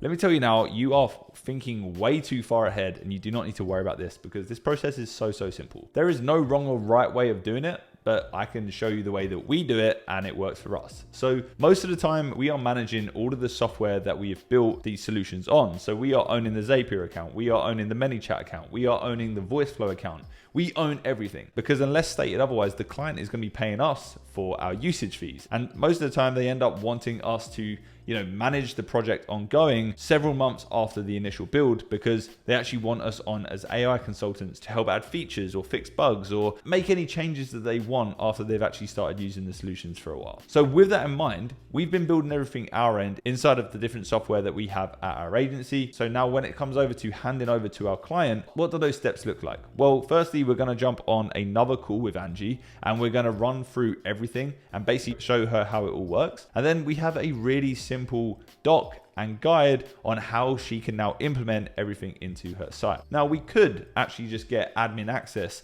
on her Shopify and do it all for her. And if that's something that she needs us to do, then we can do that. Now, depending on the platform, there's going to be different integrations. For example, if it's on their Shopify store and it's the core chatbot that we've built them, well, we can send them the code that they can install themselves, or they can give us admin access, where we can then go ahead and actually put the chatbot on their site for them. In our onboarding with Angie, we knew we was using ManyChat. So we already got admin access to her Facebook account, which allowed us to connect to her business Instagram account, where all of the ManyChat automations are running. Now, of course, when it comes to Zapier, we set up that Google Sheet where she can now create captions and headlines. We own the Zapier account, but we have given her access to that Google Sheet, so they can now completely manage that. And it is very, very simple to do. We just created a Google Sheet and we just gave her shared access to it. So next steps is to jump on a call with Angie, run through everything, make sure she understands how everything works, and help her get set up on the different platforms. If we need to, or if she wants, we can just hand over a guide telling her exactly what we need to do. Most of the time for a chatbot, you're just gonna go to the top of Voiceflow and you'll see a button that says share this, and you'll be able to share the code that they need to add into their body or header code, and it will add the custom widget to their website. It really is as simple as that. So I'm going to show you some quick clips from that handover call that we had with Angie, and you can see exactly what I mean. What did you think of the bot? Yeah, pretty good. Like I was just asking it a whole bunch of questions. Can you see it on the back end, like what it's pulled out, as in, I don't know, conversations? What do you recommend for small boobs, no match? So I'm guessing... Oh, Olivia probably did that. I didn't do that. We don't have that info on the website though. Well, it did come back. It said, what do you recommend for small boobs? Due to the range of cuts, we have included a size guide on each product. If you like a personal size and recommendation, you're welcome to contact us. Please include your height, bra size, clothing. Like, is that the right thing? This isn't something that we can just hand over to you and be like, there you go, it's perfectly working. What we want to do is say, go and use it, stress test it for like 2 weeks behind the scenes, or even plug it into the website. What I was going to do is just like kind of feed in questions ourselves that we would be getting from customers. Because we have a chat bot on, like not a bot, but we have a chat app on our website at the moment, and I was just going to go through and ask get the questions and then ask the bot that. Can you export all your transcripts from that? Like, because I can, because if you can send that over, then we can actually just like make like a list of 100 questions and then get like 100 answers to them, and then like that's all we need to keep feeding this bot, because at the moment it's only URLs, right? So oh, that'd be so good. Oh, there's some weird chats, but yeah, I'll go through and download everything. I guess it's more just like together a list of questions. That's more important. So with your chatbot right now, is it auto responding to it, or is it a human? No, it's us. I kind of hit it on the other side now, so we don't get as many people going into that unless they really want it. But I can do that. Did you test out the return section and stuff, like the buttons where it's like, I want to make a return, I want a refund, or anything like that? Did you play around there? Oh no, I pressed another button. Hold on. Okay, cool. I was like product info or something like that. Oh, can it feed info from the Shopify's back end, like get order details? So we can. Or is that like really complicated? No, we can do it. It's just an API call. If someone puts in their order number, it can match them and say, this was your order. What item was wrong, or what item did you need to replace? And then they can select that. So if I click, I need help with my order, how can you help me? Returns. At the moment, it just goes through this like really simple process of basically being like, this is our return policy, start return, and then it goes to your return center. Cool. What will be good is if can you put in a random number? Yeah, there you go. Yeah. So all that's doing. So I'll show you. Does it say hello? Liam@gmail.com. Liam Evans. Thanks. Liam Evans will be sending next steps. Liam, was there anything else I can help with? No, that's it. Yeah. And then what should happen is, see, that's just come through here onto this Google Sheet. Oh, okay. So it's like a query thing. So I can now see their order number. I can see they've got issue with returns. And then your VAs can just be like, yeah, that's been handled. Oh, sick. But we can build this out to be like huge. We can put so many more different things. It could be specific products. It could be that we actually get more information on the return itself, and we capture the data. Oh, cool. Well, can I see that? This is the bot itself. Hang on. So this is it. Oh my God. That's so cool. We're building this out right now. I'll show you this. Yeah, I love this stuff. I want product recommendations. Again, this will get better with more information from you guys. There you go. Oh, damn, that's cool. I didn't even see that part. We can just click add to cart and it should take me to that product. Oh, yeah, sick. What I was thinking is I'll just like make some sort of fact sheet, lots of information that isn't even on our website, like recommendations and all that Olivia and I would give personally. That'd be great. Yeah, more info we get, the smarter the bot's going to be. Yeah. One other thing I wanted to run through with you was the Instagram automations that I put together too. This one's specifically for refunds. So again, you can change all of this. It's all customizable. But if someone messages return, refund, money back, or refunds, and it has any of them keywords in their message, They'll then get sent this basically. This will like trigger. So it'll be, hey, thanks for reaching out. This is all done in Instagram DMs. I can see you need help with Oh, return. that's cool. Yes, I need help. Yeah. I have some questions. We accept returns for all items, including sale items within 30 days from your date of delivery, blah, blah, blah. Did you receive your order within the last 30 days? No, I did not. Okay, as you're outside the window, you may not be eligible. Could you give me some more information? The bikini is broken. It has a stain inside. Gross, but there you go. So I need to fix this, but can you please let me know your order number? Again, we can take the order number. Can you give me your email address? liam@gmail.com. Thanks for submitting. The team will then come in. So we can then click this. It takes you to the Katomi website. But what we can do here is we can assign this to specific team members. So we can actually say that Virtual Assistant 1 is now managing this because it's a return. And then for the order updates, we can do Virtual Assistant 2 manages them ones. But what would happen is when this is live on your Instagram, it will actually come through to this spreadsheet again. So you'll see the name, the email, the order number, Instagram username, who's looking after it, and then any notes. And again, we can build that out, fatten it up. So if you want to use it, you can. If you don't, it's completely fine. But I feel like it would maybe help you guys to have these automated. I think that would help heaps. I think what I need to do is go through all our DMs and then just see what trigger words we can use. So we did one for tracking, super simple. It's literally this. So you're looking to track your order using keywords like track my order, help me track my order. Yes, I need help with tracking. So this is a DM, Instagram DM. This is all and they can click the options. Once your order has been shipped, you receive an email of your tracking number along with direct link to track your order via the postal service. If you've not received your shipping in 2 days, please check your spam folder. Did you need more help? No. So really basic. We could also say, are you in Australia or are you international? Then we can send them to different tracking pages like DHL one, Post. User sends a direct message with a keyword. Let's say you was doing a new promo, a new product, right? And it was called, I don't know, Jasmine. I know you've already got Jasmine, but they send you the word Jasmine that you put up in your story, like, oh, new drop coming, 10% discount for the first 100 people. Just DM us saying Jasmine. If they then send you a DM from that story, or just send it, you can then give them a discount code. So it would say, thanks for DMing, enjoy a 10% discount on our new collection. Claim discount today, takes you to that product page. They can enter that product, the promo code. They've got 24 hours to do it. And then we've set up a delay that 12 hours after they've received this message, they'll get another message saying, hey, you've got 12 hours left to claim your discount. Make sure you do that. So you can play around with that sort of stuff. We can do like promos. Yeah, that's so cool. Oh, there's so much we can do with that. Honestly, because you can do this with comments too. Oh, that's so good. It's not just DMs. You can do it for comments as well. So if someone comments on your post and they comment saying Tamsin or whatever keyword you set, the bot automatically responds on the comment saying, hey, thanks for commenting, check your DMs, and it sends them a DM. So, no way. Oh my God. So that would have saved us so much time last year. Yeah. Oh, you know, there was oh my God, there was one point where we were giving away free gifts with every order, but they would have to comment on our Instagram post, and that's how we built up our engagement. And we replied to every single comment ourselves. God.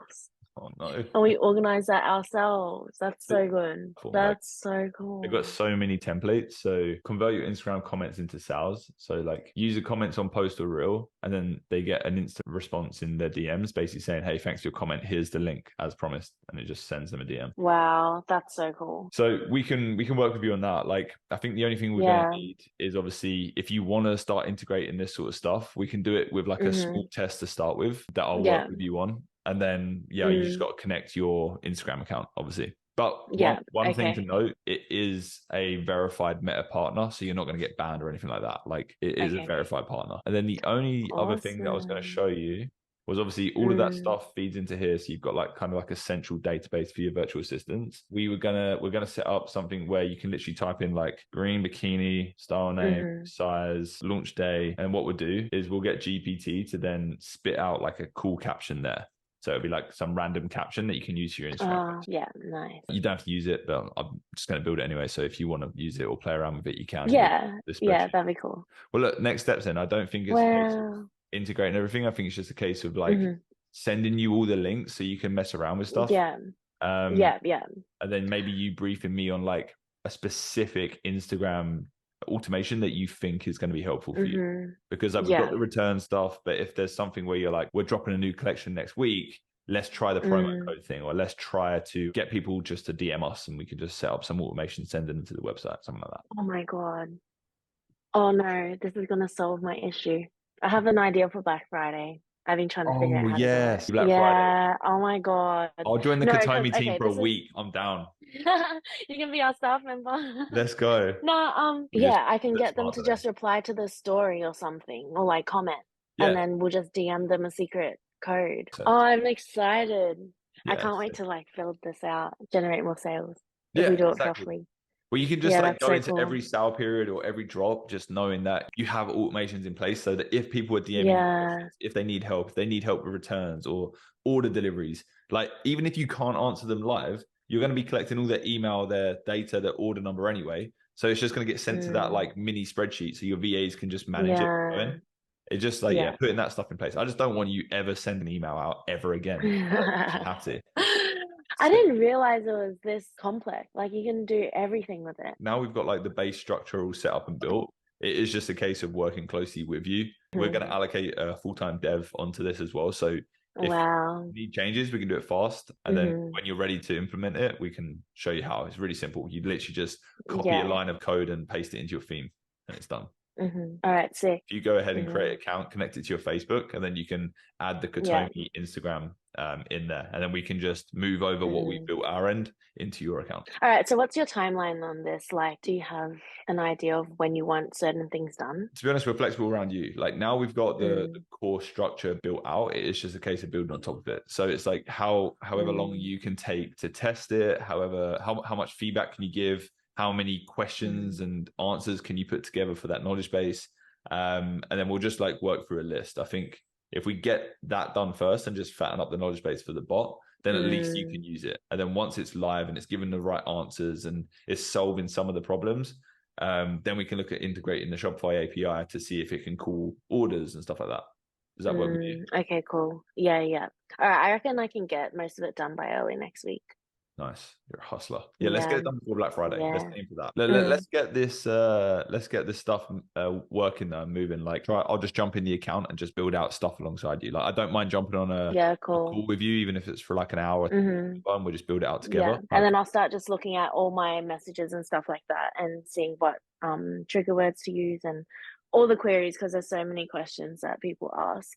Thanks, Liam. Bye-bye. Yeah. All right. I'll speak to you soon. Bye-bye. And there you have it. That is everything wrapped up. So you have now seen step 1 all the way to step 101 with every single client that we work with. Now, hopefully this has shown that it's not that complex and it's not that scary. Yes, there are some hurdles and there are some learning curves that you need to get over, but it all comes with experience. This is the key thing here. If you haven't landed a client yet, it's probably because 1, you're not confident in what you're offering.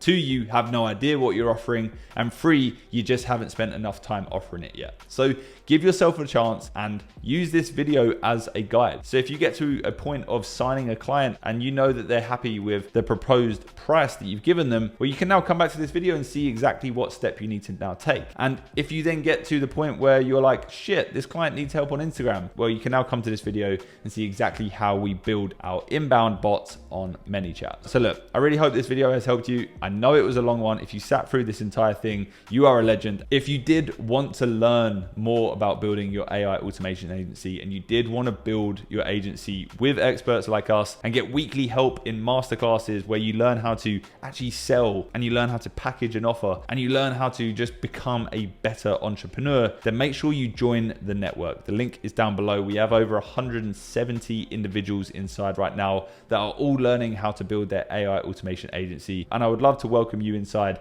and meet you in there. So guys, please blow this video up, smash a like, share it with someone else who you know is building an AI automation agency. And that is it from me. That's all I ask of you. I wish you all the best in building your AI automation agency. I know you're going to kill it. It just takes time. Put in the work, put in the effort, and I guarantee you now you will start to see the results. Guys, you're all legends. I love you so much. I'll catch you in the next one. Bye-bye.